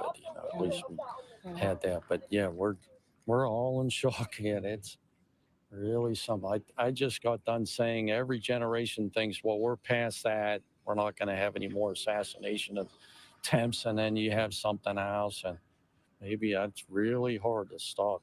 I thought it was firecrackers. Yeah, you thought it was firecrackers. Yeah, I mean, so many people did. Initially, when that first happened, there was a lot of confusion. So somebody said that it was teleprompter glass that hit his ear. That makes more sense than a bullet. Again, that makes a lot more sense than a bullet. If glass hit his ear, that makes sense. But all this AR-15 round being fired and grazing, I'm just sorry, your ear ain't got nothing. Your piece coming off. Like I said, the barber nicked my ear and the piece came off. So again, I'm skeptical. So don't take my word for it. I'm just saying, if it is real, I do blame the media, because the media has been literally, the amount of propaganda that the media has been pushing is criminal. It's absolutely criminal what they've been doing. And so I don't trust a liberty libtard, bliggity black, or any wiggity wokester to be able to get this information that's lies and filter out and find the truth. I just don't. I know that most of the people that consume CNN and the Shade Room and MSNBC and our Democrats and liberals are complete and utter idiots and fools. I know this. They have no character and they have no brain cells. So I know when they get information, they're like lemmings. They're going off a cliff. So I blame the media for knowing these people are simple-minded and pumping this information to them every single day. I blame the media because they know better. They know that these people can't handle this information. They can't handle it. I got people cussing me out. I'm losing friends and family because I'm telling the truth. That's how bad it is. It's so bad now that when you tell people the truth, they disown you. So again, it's disgusting, and I blame the media, and I blame these corporations, because we saw the government, we saw big government, we saw big tech, and we saw big pharma all come together and collude against the public. We saw this. We saw them all combine efforts to form Voltron and then wage war against the people. So I don't trust the media. I'm sorry.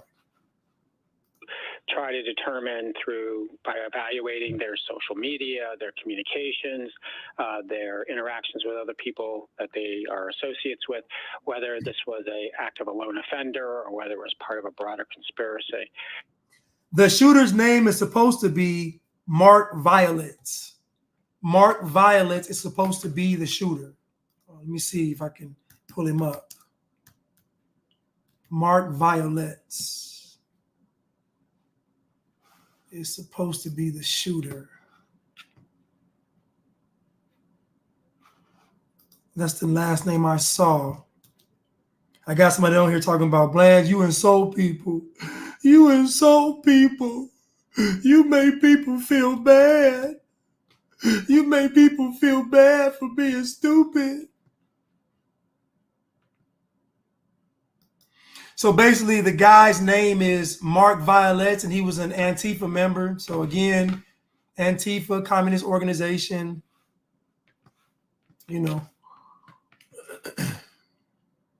As an M4, which they use in the military, we train to shoot at our ranges out to 300 meters without optics or a scope. A good shooter can easily shoot further with an optic. That's about 330 yards, and it's believed the shooter was 200 to 300 yards out.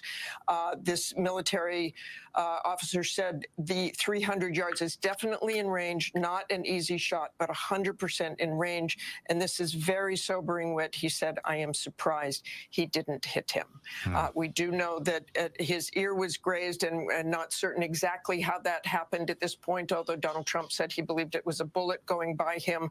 But I am surprised he didn't hit him. This military officer also says that it was like. So they're saying it was an Antifa member? Mark Violets. That we've been playing, and that Donald Trump himself heard, and everybody there who was there, that it was What's his real name? but that perhaps the shooter Let me see. one I'm shot, on his page missed, right and now. then It's got several very rapidly just into the crowd. Yeah, 200 to 300 yards away, and that shooter on top of a roof. And Martha, to your point, it is worth emphasizing that. I mean, former President Trump says that he heard the bullet whizzing by and that it pierced the top of his ear, literally inches away. Yeah, that's his name, Mark Violets. They got a picture of him too. It certainly would have been if it in fact is proven to be a bullet that went right by his ear. Millimeters, and you know the way you turn your head or you don't turn your head, and again that we have to emphasize this was clearly in range for a weapon like that. Whether the shooter had a scope, whether the shooter did not. I don't think Violence is his real last name. Well, I mean that's what you can take someone out at that range. It's Again, Violets, the not dangers violent. of Violets. these kinds of events with people. Oh, okay. Violets. Somebody spelled it in the comment section like the actual word violence. So Yeah, no, Violets. He has a YouTube video. If you want to pull it up, that's just coming. Undetected by police or anyone else carrying a rifle up there, carrying an AR-15. And again, we still don't have information about the threat itself, the motive, who the shooter was. We haven't even been told by law enforcement, you know, whether they think the threat is over. So still a lot more information to come. Martha, thank you so much. We appreciate it as always. And throughout the evening here, I will say though that if it really is an Antifa member, or if the guy, the Mark Violence, and I'm going to look him up here in a second, if it really is an Antifa member, then I'm convinced. I'm really convinced that it was the feds that were behind it. To be completely honest with you, and I'll get to my take on that in a moment. But I don't know. What are your thoughts on that? So my thoughts are, you know, I'm skeptical and cynical anyway. So the person has a shot on Trump, and he's 300 yards away, and he has him in the sights. Trump isn't moving around. You got him in the scope or whatever. You got him dead to rights, and you know you just graze, you know, you graze his ear. Now they're saying there might have been some glass that hit his ear, but either way, even the feds are saying that, or Secret Service is saying that we don't know how he missed the shot. So they believe it was a shot that somebody should have been able to pull off if you were a trained sniper. Well, okay. I saw a picture of Mark Violets, and I don't strike him as a guy to be able to climb anything, nor climb a building, scale a building, and with a rifle in hand. And I just don't buy it. I'm looking at him. He doesn't match the guy that's going to do something like this. So it could have been somebody else, but I don't know. But if it's an Antifa member, I don't trust any of these groups, you know, that are to be not compromised.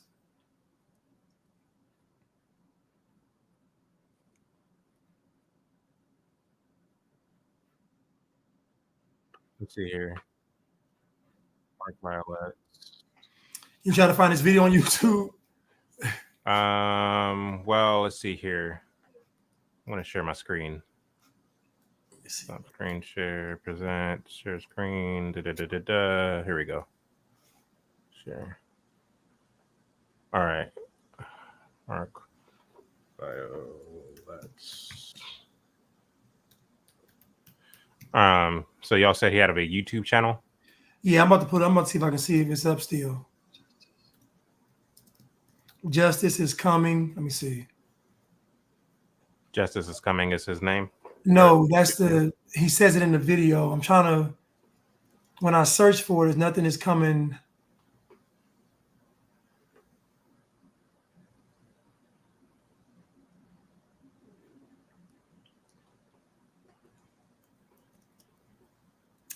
Yeah, I don't see it.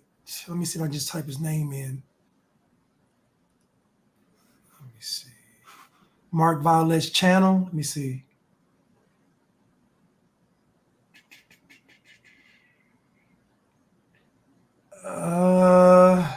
It looks like a lot of people are looking him up, but he's not. His channel's not coming up on YouTube. Yeah, I don't see anything.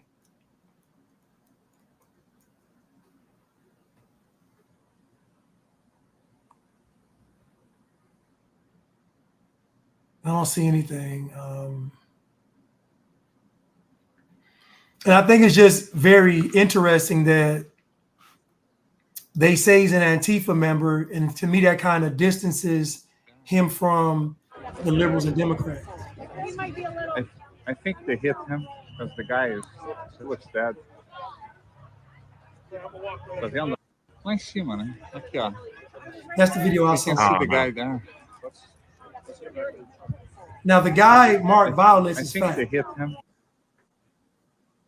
Like he's a fat. What now? He's fat. Like he's not a. He's a fatso. Yeah, he looks like his name would be Gordito, Mark Gordito. Mark Gordito. Let's see here. Mark Violets. I'm trying to see if okay, so this is him right here, right? That's him. Look at the guy on the roof, though. That's him. Look at the guy on the roof. Look at them arms. Look at the guy's arms. Look at Mark Violet. Do they match? That don't match, Chad. Do they match? No, not even a little bit. You Not can even tell by close, his right? face that he's a Right. big fella. Yeah. Big hefty dude. So okay, so so if he is in fact an Antifa member, right? You all will remember whenever in 2020, yeah, he looks kind of skinny right here, doesn't he? Yeah, he looks very skinny. Oh, you found a video? Se vuoi, contattami su Instagram. Ti mando l'indirizzo di casa dove abito e vieni a dirmene in faccia queste cose. Se hai le palle, primo. Perché è facile dirle davanti. Okay, so I don't know why they have an Italian subtitle. Even American? He don't sound American, though. Like right. He's even American, right? Yeah. Messaggio, eccolo qua. Oh, come on. Eccolo qua. Benissimo, salvate il messaggio e denunciato. Salvate il messaggio, eccolo qua. He looks like he likes food a lot, and I can't see him risking eating food for the rest of his life. Like I can't see him doing a suicide. I can't see it. Y'all expect me to believe?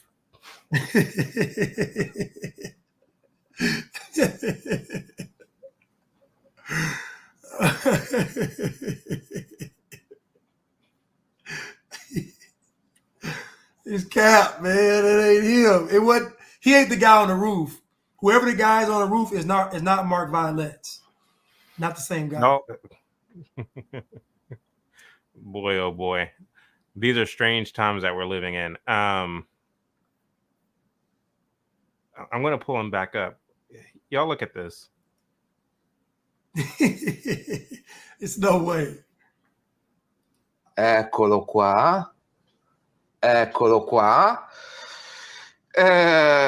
Benissimo. Okay, so first impressions. What is an Antifa member doing with a cross in the background? Right. And with a button-down shirt and some glasses. And a third chin. Let me show y'all what Antifa, like what they wear. And I don't know. Okay. Anyway, I'm not going to do that. I was going to show y'all your typical kind of run-of-the-mill Antifa member. They know, though, this the like skinny, libtard, dressed in black. They look malnourished, very hyperactive. Just, yeah. So let's say that this guy doesn't look like he has good aim. And the fact that if it is in fact him, he was able to graze the ear of Donald John Trump. I mean, in the heavily beefed up security kind of American infrastructure in which we find ourselves, where we have surveillance everywhere, thanks to not only George W. Bush, but also Barack Obama, both of which passed their own versions of the Patriot Act, which really ramped up surveillance in this country with satellites and all sorts of other ways to surveil what's going on. Mm-hmm. You expect me to believe that this guy, where'd he go? Mark Violets.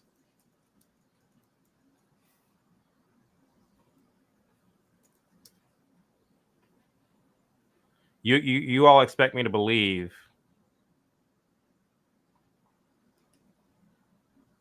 I mean, this guy has long curly hair, it looks like. Yeah, skinny with long curly hair. He got a mask on. You all expect me to believe that this guy was able to get even within a millisecond away from assassinating Donald Trump, in spite of all the surveillance, in spite of all the Secret Service and other search measures in the 21st century to prevent something like that from happening. So, I mean, whenever, Blanche is right. Whenever, you see black folks on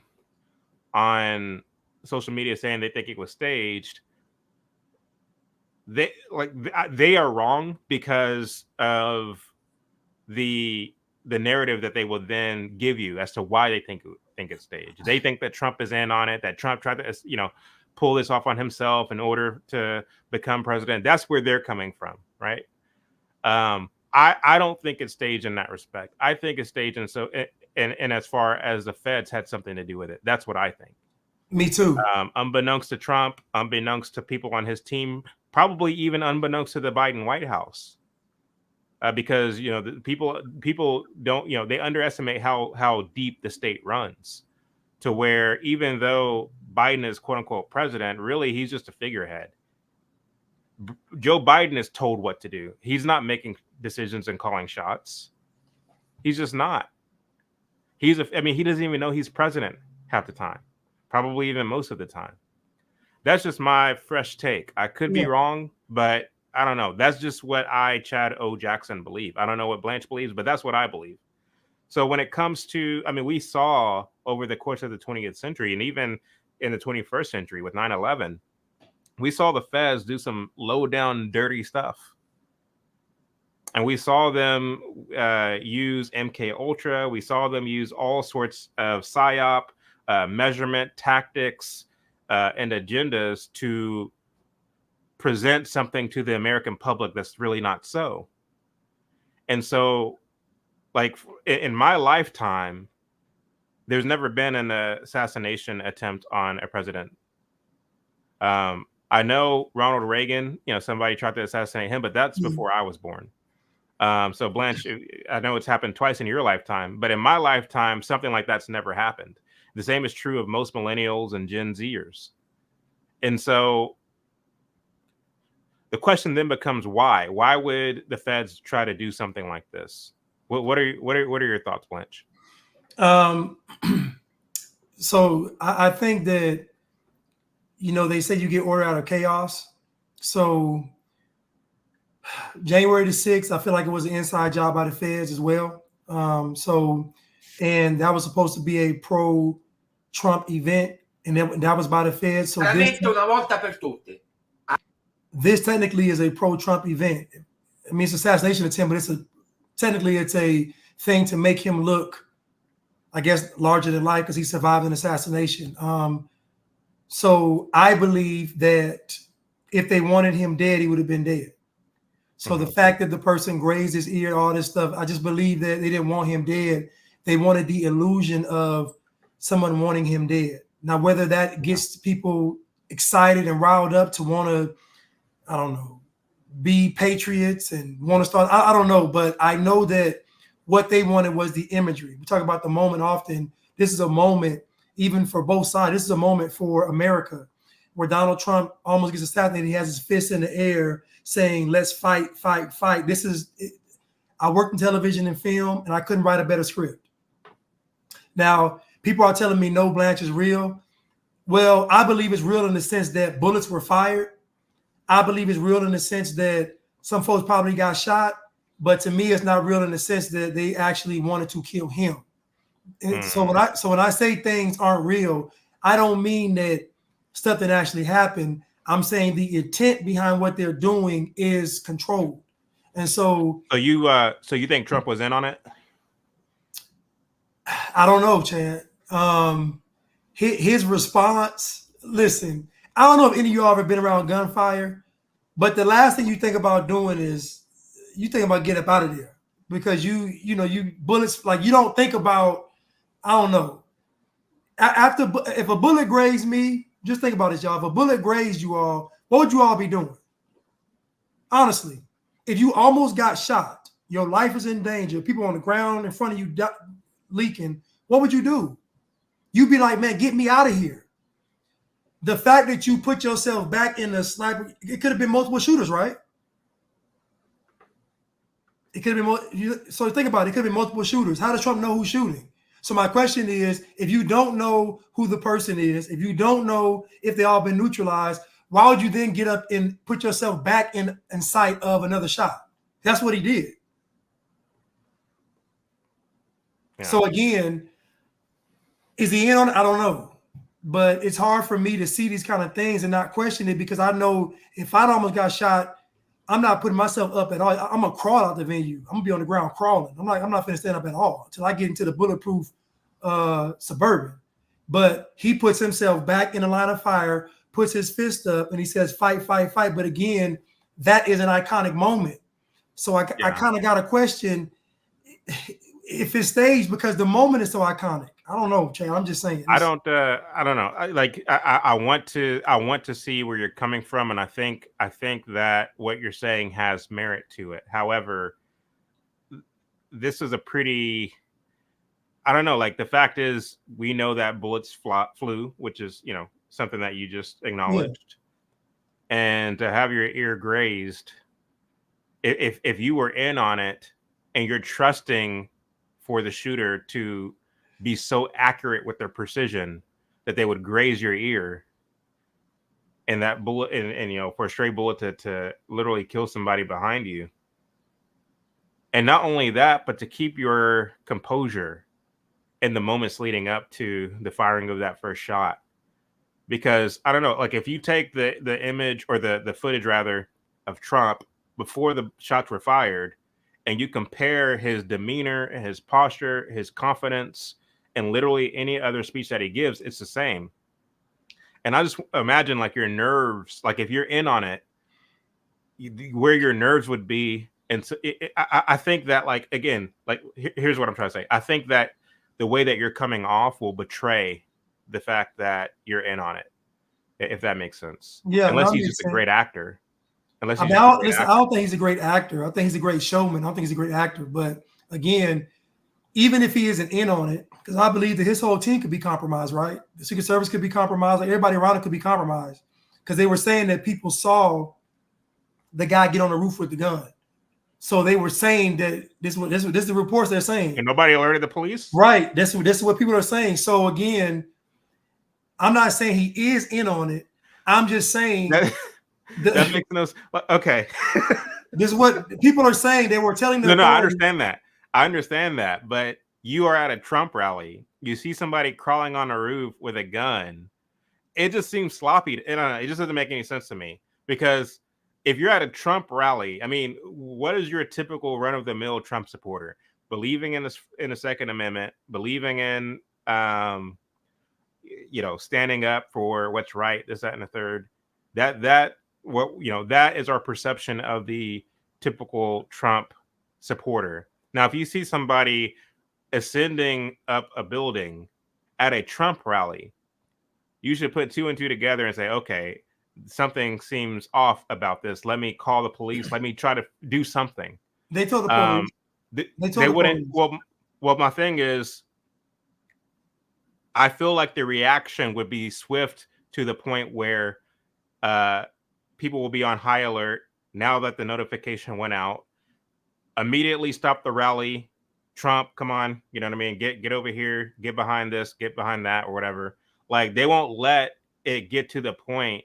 Because think about it. If the police were called, they won't let it get to the point where the guy can get up on the roof, right, get comfortable, right, scope out his target, and pull the trigger. Like, it wouldn't have gotten that far. We're talking about a former president of the United States. I mean, like, what are we even talking about? I don't know. I mean, hearing myself say that, like, makes me believe more and more what you're saying in terms of, like, okay, perhaps Trump's Secret Service were in on it. Because the thing is, again, these rallies don't just happen. They're not just pop-up rallies. There's a lot of planning and strategy that goes into it.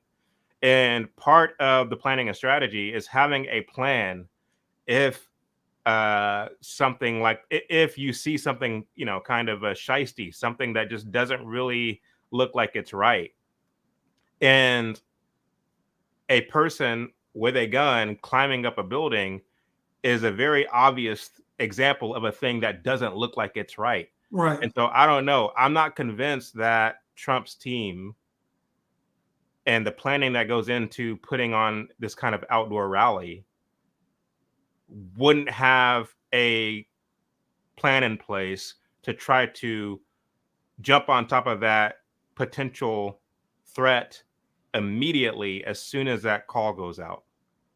I mean, and they're in Pennsylvania, right? Yes. I mean, the thing is, you're in Pennsylvania.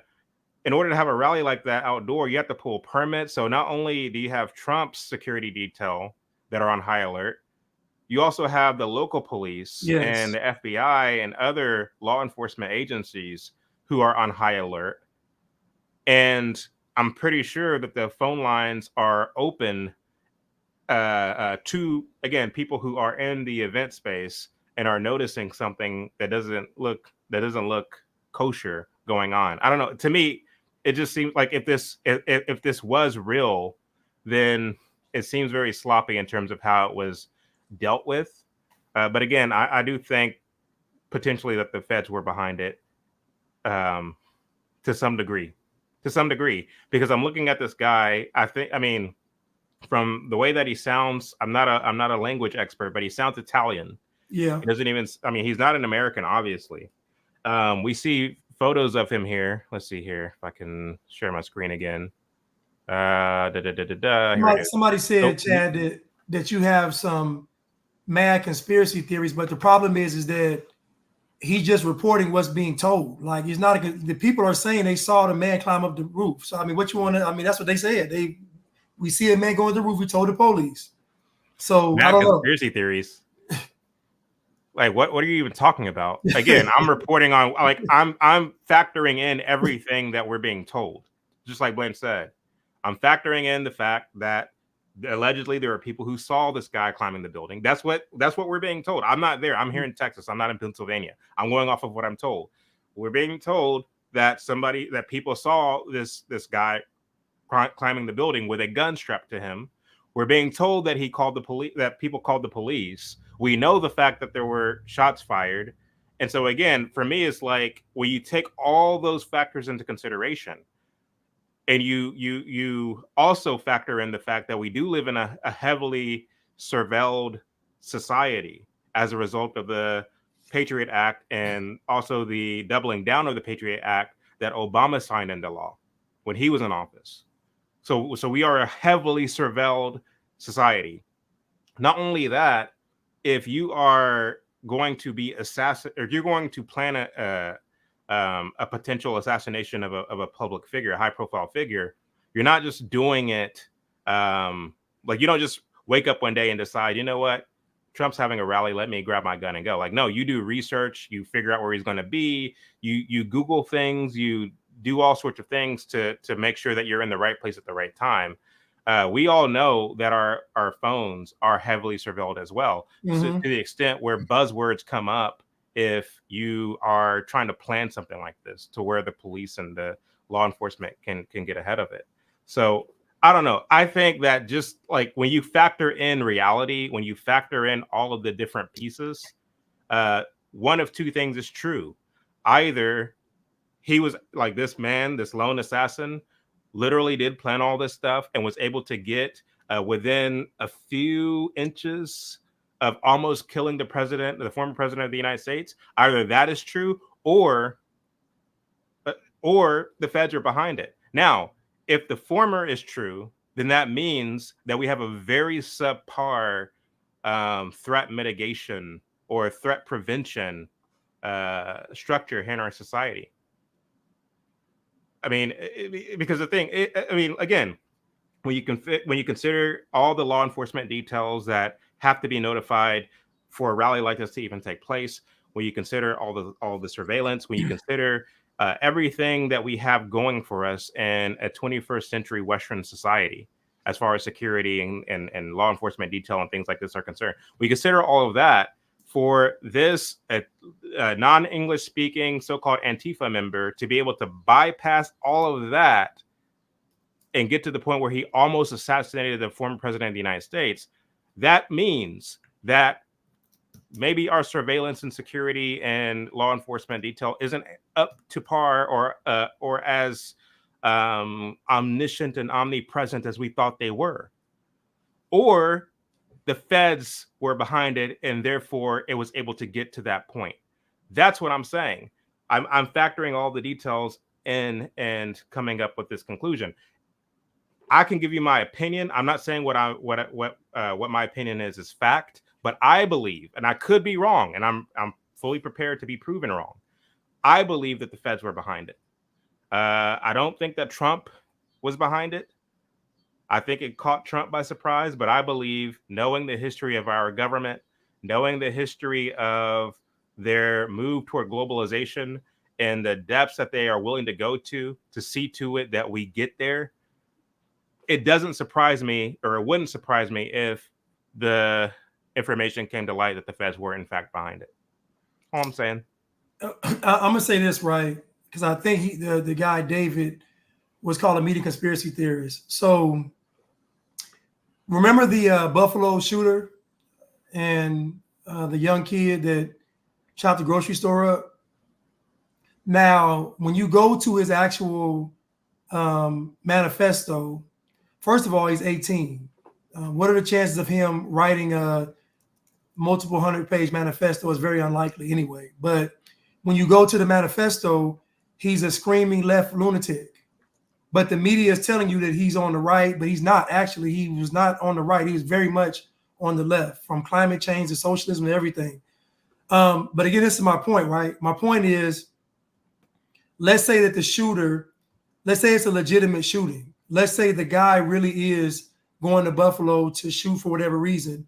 When the media gets a hold of the story, if it is on the up and up, then why wouldn't the media just report what happened? Why are they trying to spin it to say that this guy is with this and with that when they know he's not?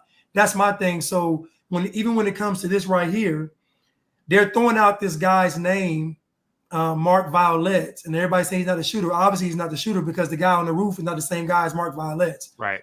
Obviously, he's not a shooter. But my point is, why is Mark Violette's name even coming up?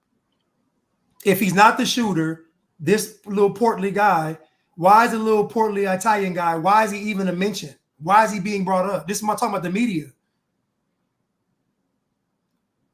So look at this photo, right? Look at this photo right here with him with the black and everything. It's made for TV, to Blanche's point. Yes. Compared to this one here. He looks like your accountant. He has a cross in the background. He almost looks Jewish in a sense. I mean, this is, the Jews, they like to wear the white collared shirts, and he has the typical Jew haircut, Orthodox Jewish haircut. Well, let me not say that, but you guys get what I'm saying. He looks like an accountant or a lawyer or something. And then on this picture, he has the black on, the beanie, you know what I mean?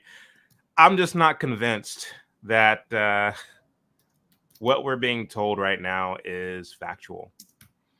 And listen, I never said that Trump was in on it. I said that the photo op that Trump had was very convenient. I said it's an iconic moment. I never said Trump. I said the photo op that Trump had was very convenient. Just like when Suge Knight said when Tupac got shot, they said, "Oh, he got grazed too." I'm like, where? Again, look at the long curly hair and the beardless chin. This looks like Jason Voorhees. Like his shoulder have tone to it. Compared to look at this shoulder right here. It kind of morphs in with his torso. He's built like a thumb. Yeah, like and no neck. Yeah, Despicable Me. This individual here actually has a neck. So we know that Mark Violette down. His head would be up here if it was Mark Violette. His head is down here, which means you have a neck. Like look at the distance between his shoulder and his head. Whereas if you look at Homeboy, There's like 2 inches between his shoulder and his head right here. So again, Chad, why is Mark Violets even being brought up? Like, why is his name even? Clearly, it's not the same. Clearly, it's not the same guy. I mean, I'm not convinced.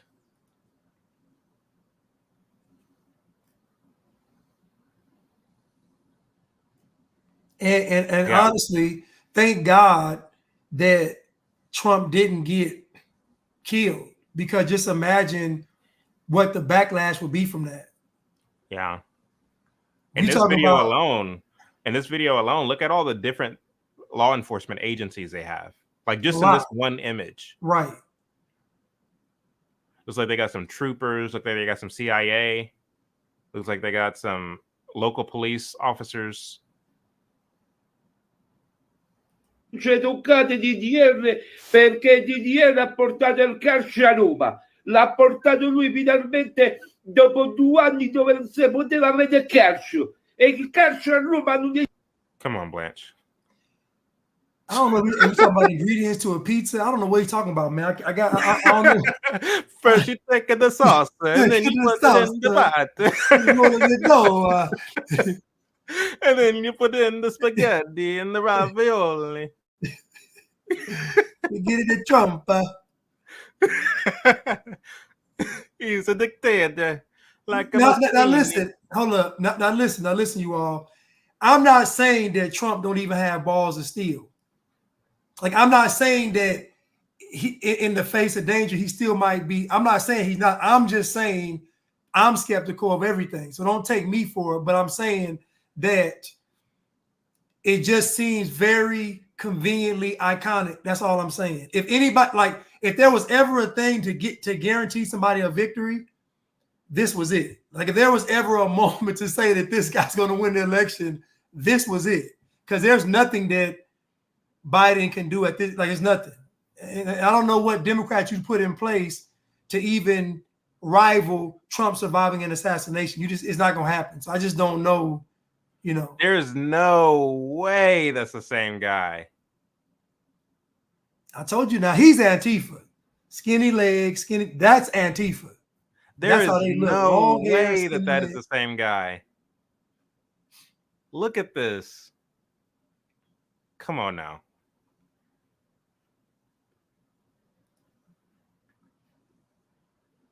Do you believe it, Trump? Or not Trump? Blanche? I want to pick up the pizza. I get it in donut. I get it the sauce with the meat.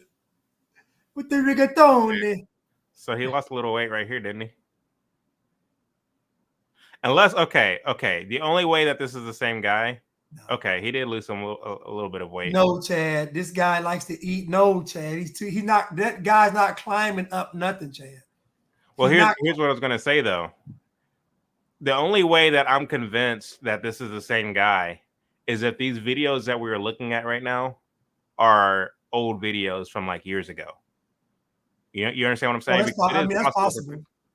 Because it is possible for people to lose weight. So he could have, that video could be from way back when, the videos that people are digging up. And since then, he could have grown out his hair, gotten skinnier. So it's possible. But if these videos are recent, then there's no way you can tell me that. I wonder where people are finding these videos. I guess that would be the determining factor, right? Because if those videos were like shot within the last 5 months, I mean, you can't convince me that it's the same guy. But if those videos were from 7-8 years ago, then okay, then maybe it is the same guy. I'm just interested to know what he was saying in the videos, because if he's speaking Italian, how do you all know what he was saying? Like, who watched this video and deciphered what he was saying? I don't know. So I just think that this guy obviously is not the guy. But again, why is he even being brought up? Right. Well, so yeah, I mean, I wish I could understand what he was saying too. There was something up in here with subtitles. Let me see if I can pull that up. Because of the meatball.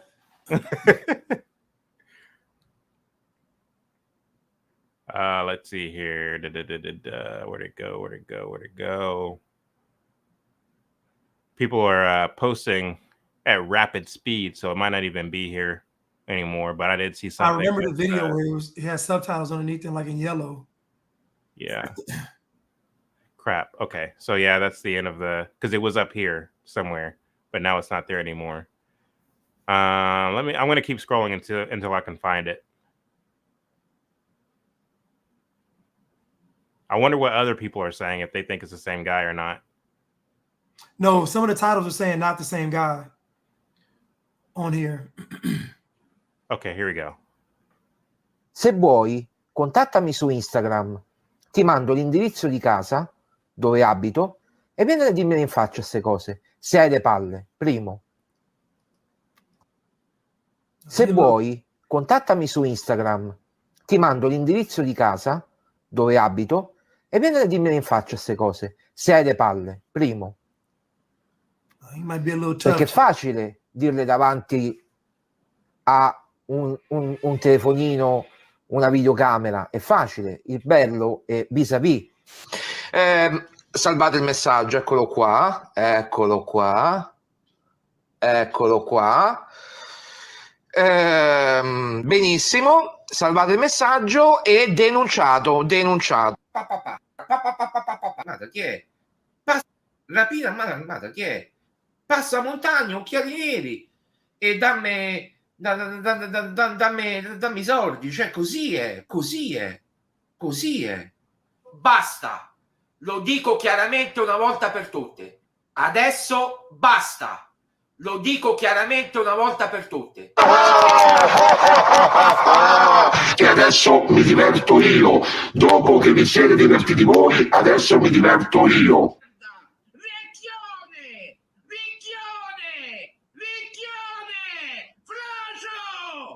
Basta, lo dico chiaramente.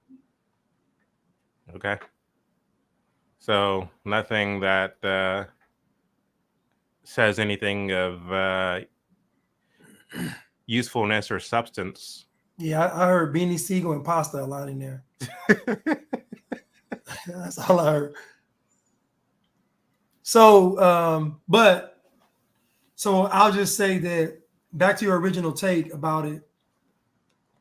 I still blame, like you, the media, and I still blame the feds. And even if this event was even to encourage future events or, plant the seed for something, I just feel like I'm with you that the feds were in on it. Not saying that it can't happen organically. I don't know. I just don't see an Antifa member. I don't know. I just don't. I'm sorry. I don't. Did you see that video? I played a video earlier of because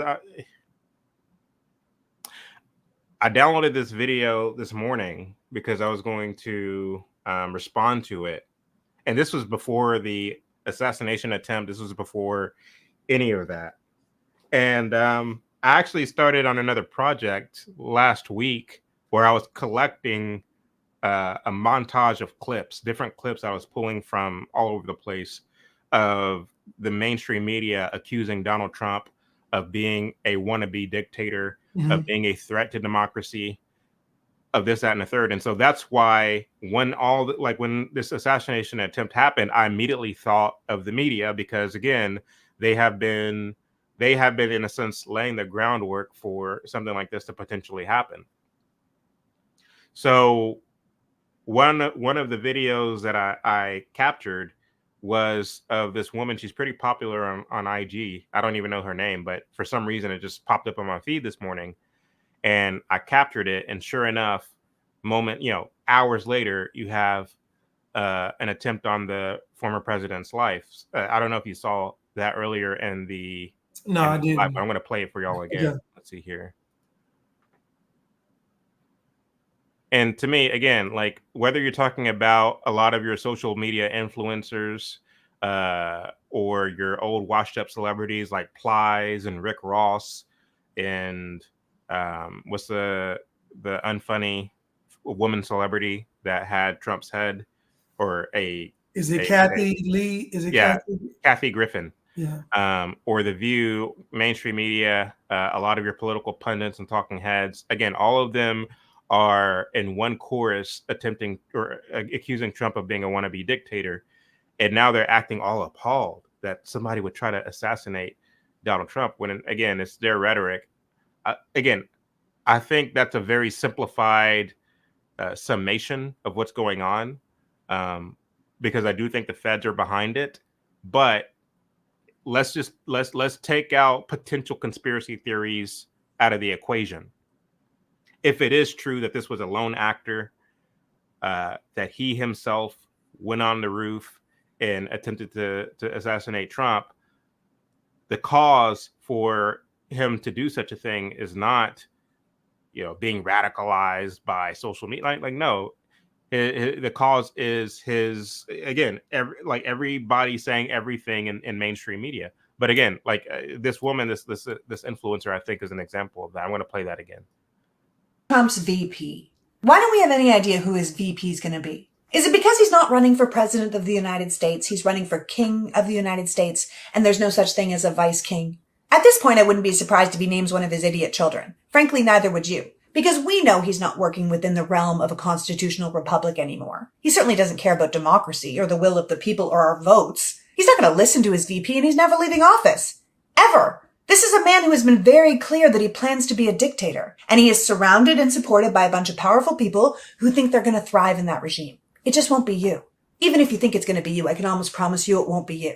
Because if you're rich, he's taking a cut. He's always going to be taking a cut. If you're powerful, he's going to want to bring you down a notch, because no one can be more powerful than him. So you might want to work on your fealty, because that's what he's going to expect. And if you're the media, he doesn't need most of you. He only needs one national channel, and the rest of you can hit the road. This is not going to end well for any of us. Dictatorships never do. So we would be smart to kill this one before it starts.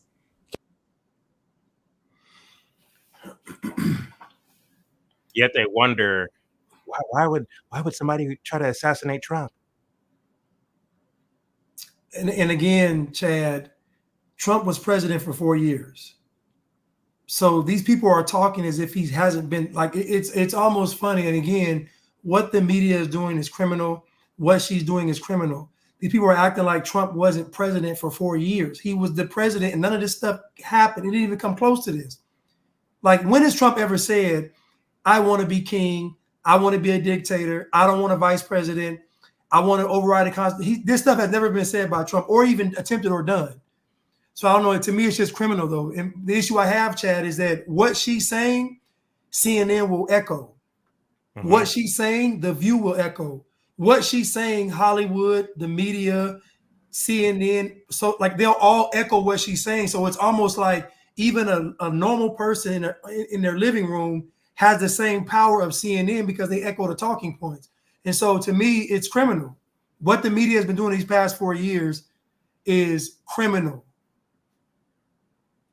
Do you think they're going to tone down their rhetoric now that an attempt on Trump's life has been made? They're going to turn it up. So now they have to they're going to end up switching and saying, well, we understand why somebody would be so radical, because think about it, they're afraid. Nobody wants to be under a dictator. Nobody wants to be under Hitler. So we understand. I'm telling you what they're going to do. They're going to just flip it. That's all they're going to do. They're going to flip it. They're going to say that the person that did this, even though it's wrong, we can understand someone not wanting to be under a dictator. So it's easy to flip this. Yeah. It's funny that you say that, because John McWhorter, I don't know if you remember this, made the same argument whenever it came to the Trump indictment. Well, not the indictment, but the conviction. I don't know if you remember this. So McWhorter acknowledged that this was a kangaroo court, that Bragg acted recklessly, that he brought these trumped up charges against Trump. He even acknowledged, McWhorter, that every politician, every businessman is quote unquote guilty of the same things that they tried to charge Trump with. But he said it was worth it. McWhorter said it was worth it because Trump is that bad. He's that dangerous. he went on to accuse Trump of being a baby boy, to use his words. He said Trump is a baby boy, and he said we cannot have him, right? So here you have McWhorter, who's supposed to be this intellectual that a lot of people love, including a lot of so-called conservatives.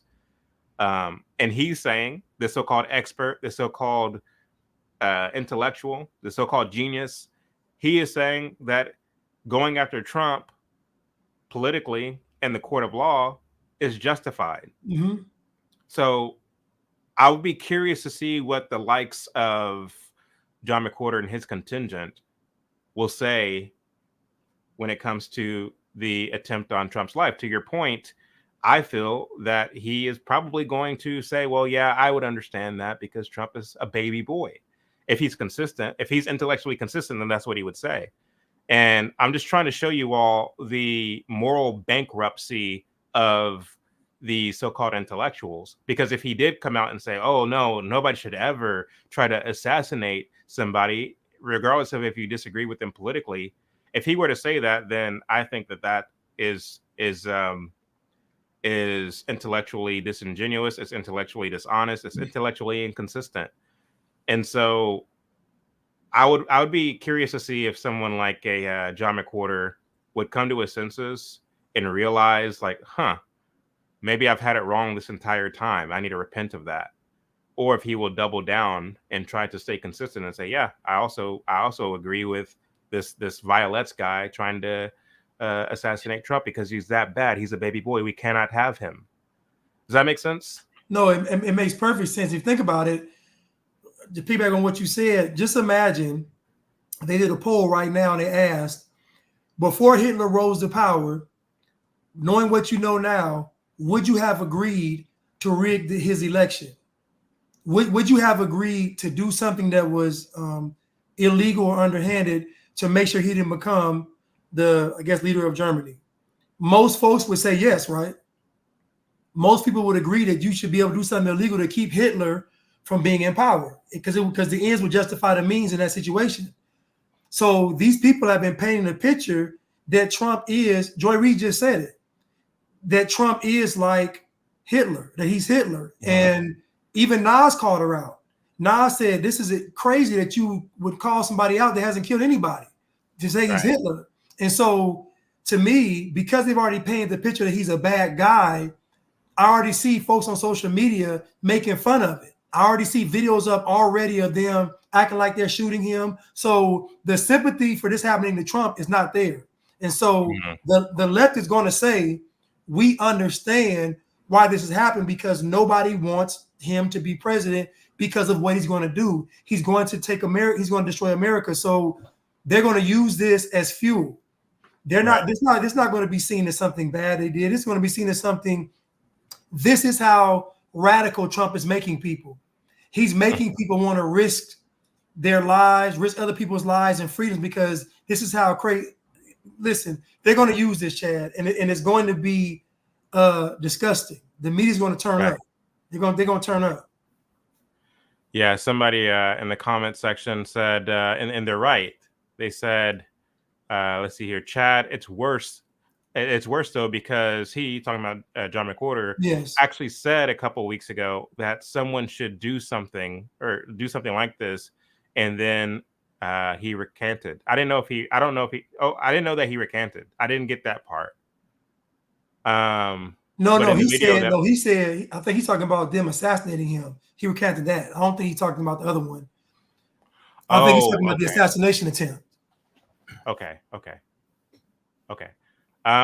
Vic, let's see. They said, let's see here. Yeah, Chad, you can find the clip of Larry's YouTube channel when John said he shouldn't have said what he said. Okay, so yeah, they are talking about John McWhorter. I didn't see the fact that he recanted, but in the video that I played, he said, "Boy, I wish somebody would, or I would." And then he didn't finish what he said. He just moved on to the next subject. But he left it out there. Yeah. Though. Right. He left it out there. Right. So, I mean, I guess this is what you wanted, John McWhorter. You genius, you intellectual, you better than all the rest of us in terms of your wit and your knowledge and your wisdom. Give me a break. I don't know, Blanche. I mean, somebody said it's not Trump's fault. No, it's not. Listen, listen, this is not Trump's fault. Because again, when Trump got in office, the media went on a campaign against him. And we've never seen a situation where the media was just completely, totally one-sided against a president. Obama had the media in the palm of his hand, just like Joe Biden does. George Bush didn't have the media against him like this. When Trump got in office, the media went insane. And the problem is that it's dangerous rhetoric because you're telling people that he's Hitler. That's a problem. Right. It's a problem to someone that you're saying this to, and they have so much footage on the Holocaust. They have movies. There's so much programming to put in somebody's head to make them say that this can't happen. So how do you prevent this from happening? I've seen people crying over. Remember that one video, Chad, the lady when Trump got elected, the liberal, the white libtard, and she's on the street just crying. She's like, no, like, dude, what? Like that scene.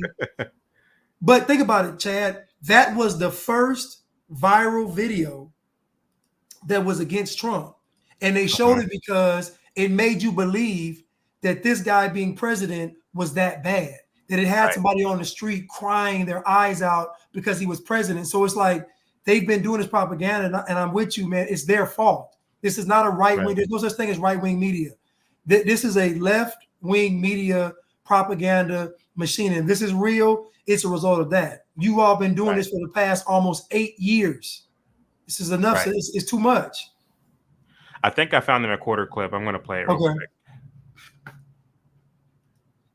Okay, let me see. Video file 618-24.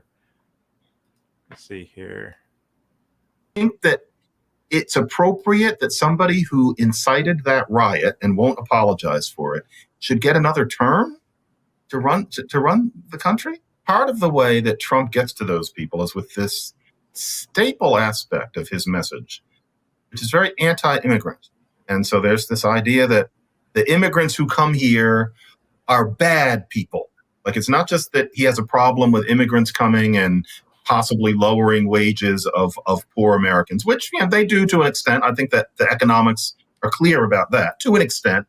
And of course, there's some bad hombres, yes, but there are a lot of bad hombres right here who were born in the United States too. And I don't see that the bad hombres are disproportionately represented among the people who trudge across the border trying to open a little store or make a decent living. And I think it's a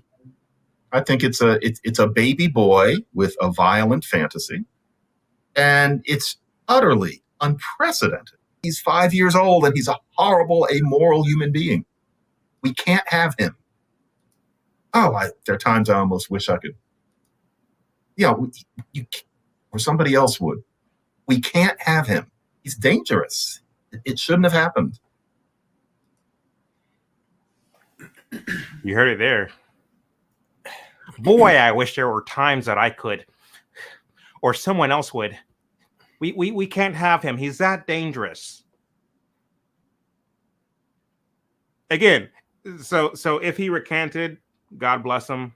Good for you, Mr. McWhorter. I gotta hear you. I gotta hear the recant. I need to hear him walk that statement back, because that's again, you in the same breath, you can't say you want him to be off and then say he's dangerous. You can't have it both ways. It's just crazy.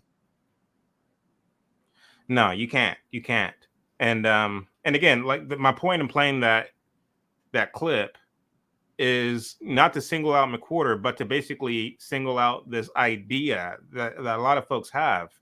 Everything that he said, that he kind of laid at the feet of Trump, is either not true, is embellishment, is misinformation, is erroneously premised. I can go on and on and on and on and on. So he's basically taking this perception of Trump and is using that as justification for the potential offing or expiration of Donald Trump, right? And he says that he wish he could do it or somebody else would do it. Well, Mr. McWhorter, you almost got your wish. And again, the same is true of that white liberal that we just saw.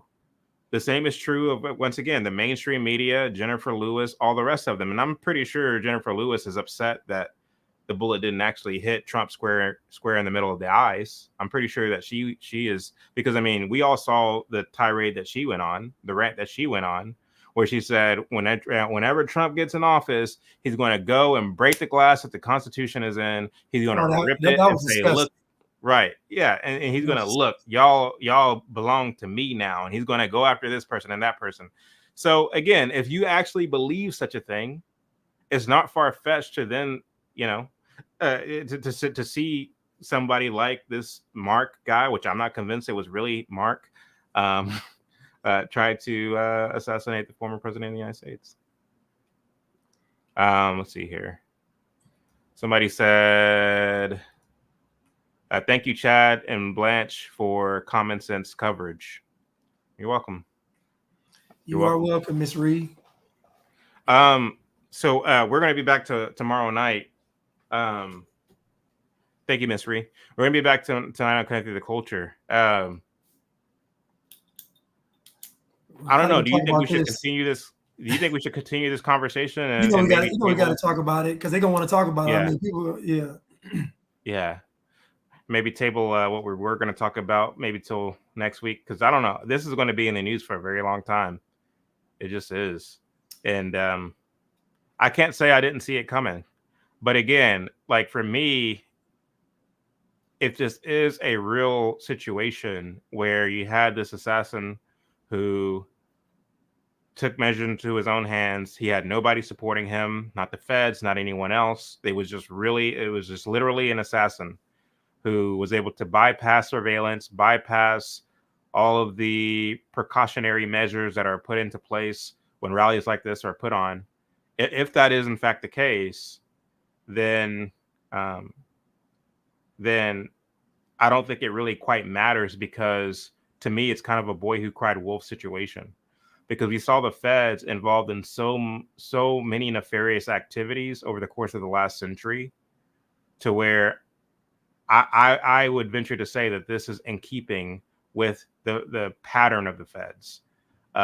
So it's like, again, it's a boy who cried wolf situation if the feds aren't behind it, because y'all have done so much in the past to make one believe that, okay, it's the feds doing what the feds do. I don't know if you saw the footage, Blanche, of they call themselves Patriot Front or something like that. These white guys who wear khaki pants and black shirts with their they were marching tucked in. Yeah, they were marching with American flags, and they had their faces covered just like Antifa. And they're talking about we're not going to be replaced by immigrants and this, that, and the other. And I think that those are feds. I think that those are psyops. You know what I mean? It meant to paint an image in the minds of the American people that Trump is so bad. These are an example of his brown shirts. If you let him in office, and you're going to see things like this all the time, they're going to want to get rid of blacks. They're going to want to get rid of immigrants. And that's really all it boils down to. You and I might be able to look at it and spot psyop a mile away. We may be able to sniff out the psyop elements of it a mile away, but it doesn't quite matter what we think. What matters is what the blacks think en masse. Because if you can convince them with your hand in the sock, then they will take the baton from there. They will take it the rest of the way, and they will get on TV and be super emotional and say, look, this is why we need Joe Biden. This is why we need Kamala Harris, because look what they're doing. Look what they did over here. Look what they did over there. They're trying to get rid of democracy. They're trying to take away our voting rights. All you need to do is convince the element of society that's the most activist, that is the most disgruntled, that has the biggest grievance against America and Western society. All you need to do is convince them, because they will then use their emotions, they will then use their voices, they will then use their activism to take it the rest of the way. They don't need to know who's behind it. They don't need what did that black woman say? I don't care what's in the vaccine. I don't care what the ingredients are. I just want it in my arm. It's the same thing. All you need to do is convince the blacks that this is real. Never mind the facts, never mind the details, and they'll take it and run with it. And, the rest is history. Blanche, I'll give you the last word. Well, I want to piggyback on what you just said. So, cutting through the culture tomorrow, this is to me a cultural thing because Black people are the ones, as you say, that have the biggest, I say they have the biggest microphone, the biggest stage because they have the most to be upset about. Not really, but they claim they do. But if you think about it, imagine you pull off an event and the event, it encourages the quote unquote right.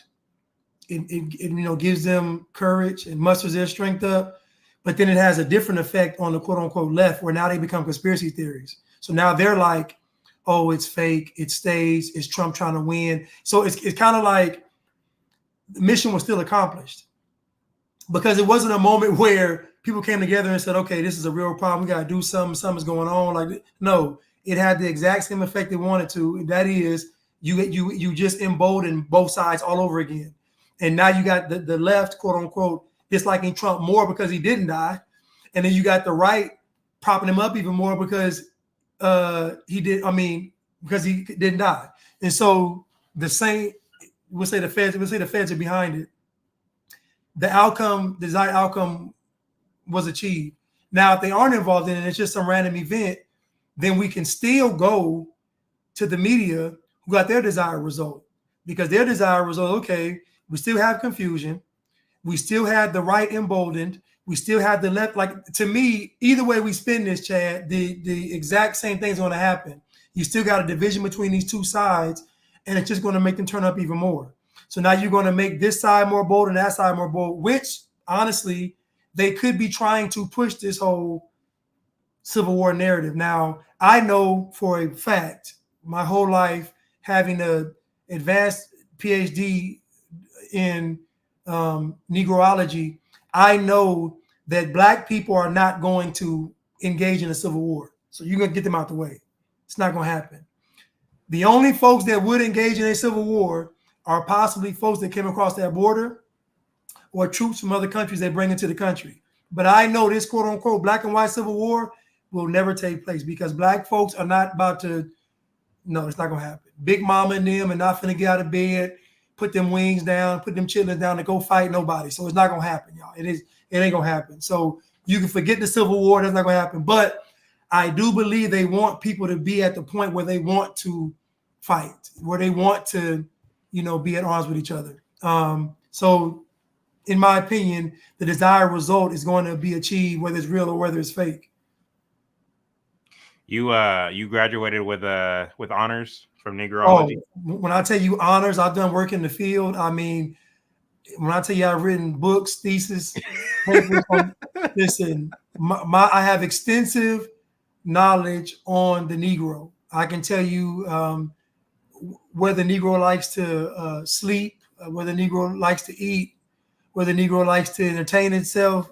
I can just tell you a lot. One thing I know, the Negro will not engage in a civil war. I don't care what anybody thinks. The Black folks are not going to, we saw an image when we were younger in Tiananmen Square in China where it was like a student going up against a tank. Yeah. It's a very famous image or video. You will not see Black people even standing in front of a Prius. A bicycle. Like, you're not going to see it. So there will be all the images you saw of Black folks being rowdy was controlled protests put on by George Soros, BLM. You're not going to see any organic things where Black folks are putting their fists up going against what's the group called? The Patriot Front? Yeah. And I'm like, Chad, who believes these people are real? These people are walking around in outfits from State Farm. Right? Nobody believes it. This is ridiculous. Like, they have, who are these guys? They don't have no kind of military pep in this. And why are they hiding their For what? What are y'all doing that's wrong? You just walking with flags. Like, right. Come on. It's just right. Yeah, we've seen this. We've seen this movie before. Right. Somebody said, wait a minute, Chad. You think they staged it for Black folks? I guess they don't believe it's not so much Black folks. I use that as an example. Really, the point that I'm making is that psyops, psychological operations, are done to basically paint an image in the minds of individuals who are credulous, who kind of take things at face value, who believe everything that they're told. All you need to do is put the image in front of them, and they'll take it from there, because they will be so impassioned, they will be so emotionalized and sensationalized to act or to have an opinion, even though their opinion is predicated on theater, even though their opinion is predicated on mythology. They have that opinion, and the passion is real, the vigor is real, the desire to get up and vote and to support policies and to fall in love with politicians as if they're celebrities is real. Even though the event is fake, the feelings are real. Right. That's the whole point of a psyop. Right. Of course, there's more intentions. There's more goals behind psychological operations, but that's one of them. Because the fact is, and I make this point all the time, and I'll make it here again. In a constitutional republic or a democracy or any kind of form of government where you have the people who is, in a sense, putting in their 2 cents as to what direction we should go as a society. In such a system, you can't always get your way if you are an elite, or if you are within the elite class, or if you are within the nobility. It's not like we live in a monarchy or a dictatorship of an individual or of a small group of individuals who, in spite of what we the people believe, in spite of what our opinions are, they're just going to do whatever the heck it is they want to do. We don't live in such a system. We do, but not in the way that you think. In order to be able to get their way, in order to get you to go along with what it is they're trying to do, they need to convince you through various measures. And one of the ways that they do it is through social justice movements, because they want you to believe that you are on the right side of history, when really all you're doing is giving them exactly what they want, giving the globalists and the elitists exactly what they want. You don't think that's what you're doing. You think you're actually fighting against the 1%. You think that you're fighting against the uber wealthy, but the reality is, like, no, you're playing right into their hands because you are falling for the carrot dangling in front of your face. And so they do it through social justice movements, and they also do it through psyops. The whole point is to convince you to go along with the current, to go along with what it is they're trying to do by way of trickery and manipulation. I use blacks as an example because we know that when it comes to activism in America, nobody does activism as well as blacks. You wouldn't have Joe Biden as president of the United States if it wasn't for blacks. Right. Democrats will tell you that before the election, the primary election, circa 2020, got to, I think it was North Carolina or something like that, Joe Biden was losing. I think it was Bernie Sanders who was leading the pack as far as the Democrat primaries were concerned.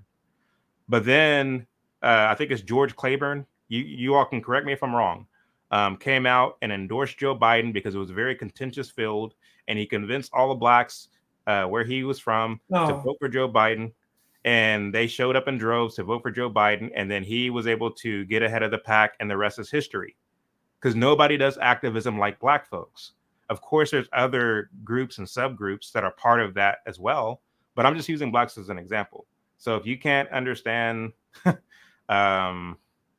arguments, and if you can't understand when somebody's jabbing, if you're taking, oh, Chad is singling out blacks, like, okay, you do you, but I mean, I don't know. I feel weird to spell things out to people like that. Like you don't get read between the lines.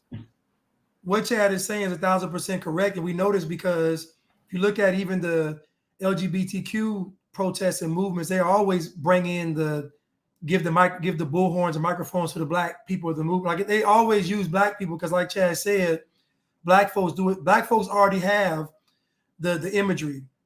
They already have the history. There's already images etched in people's brains of black folks, quote unquote, suffering during slavery and during segregation and Jim Crow and civil rights movement. So Black people are the poster children or the standard for what it means to protest against social justice. So Black people have to be used whatever you want to do. Whether either if you want to go against Trump, you got to use Black folks, or you want to go for Joe Biden, you got to use Black folks.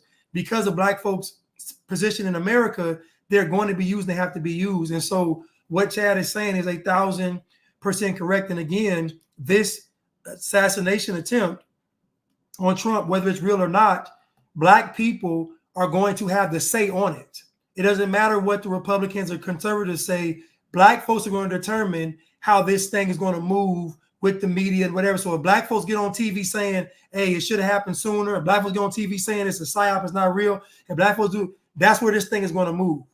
So you better believe that they're going to use Black people. And so I believe, Chad, they're going to use Black folks to say what they can't say. So, you know, like people want to be able to say, well, I'm glad it happened. They're going to just play clips of Black folks saying it. They're going to just bring Black folks on the show to say it. You know what I mean? You'll just use Black folks to say what you want to say. So this assassination attempt is not going to make people, quote unquote, want to vote for Trump anymore.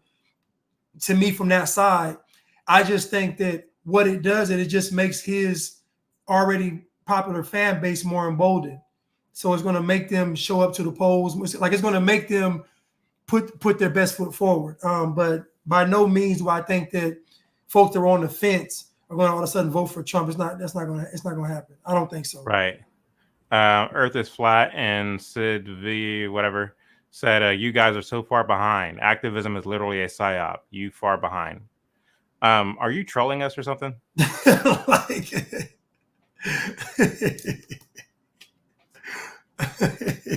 I feel like we're being trolled.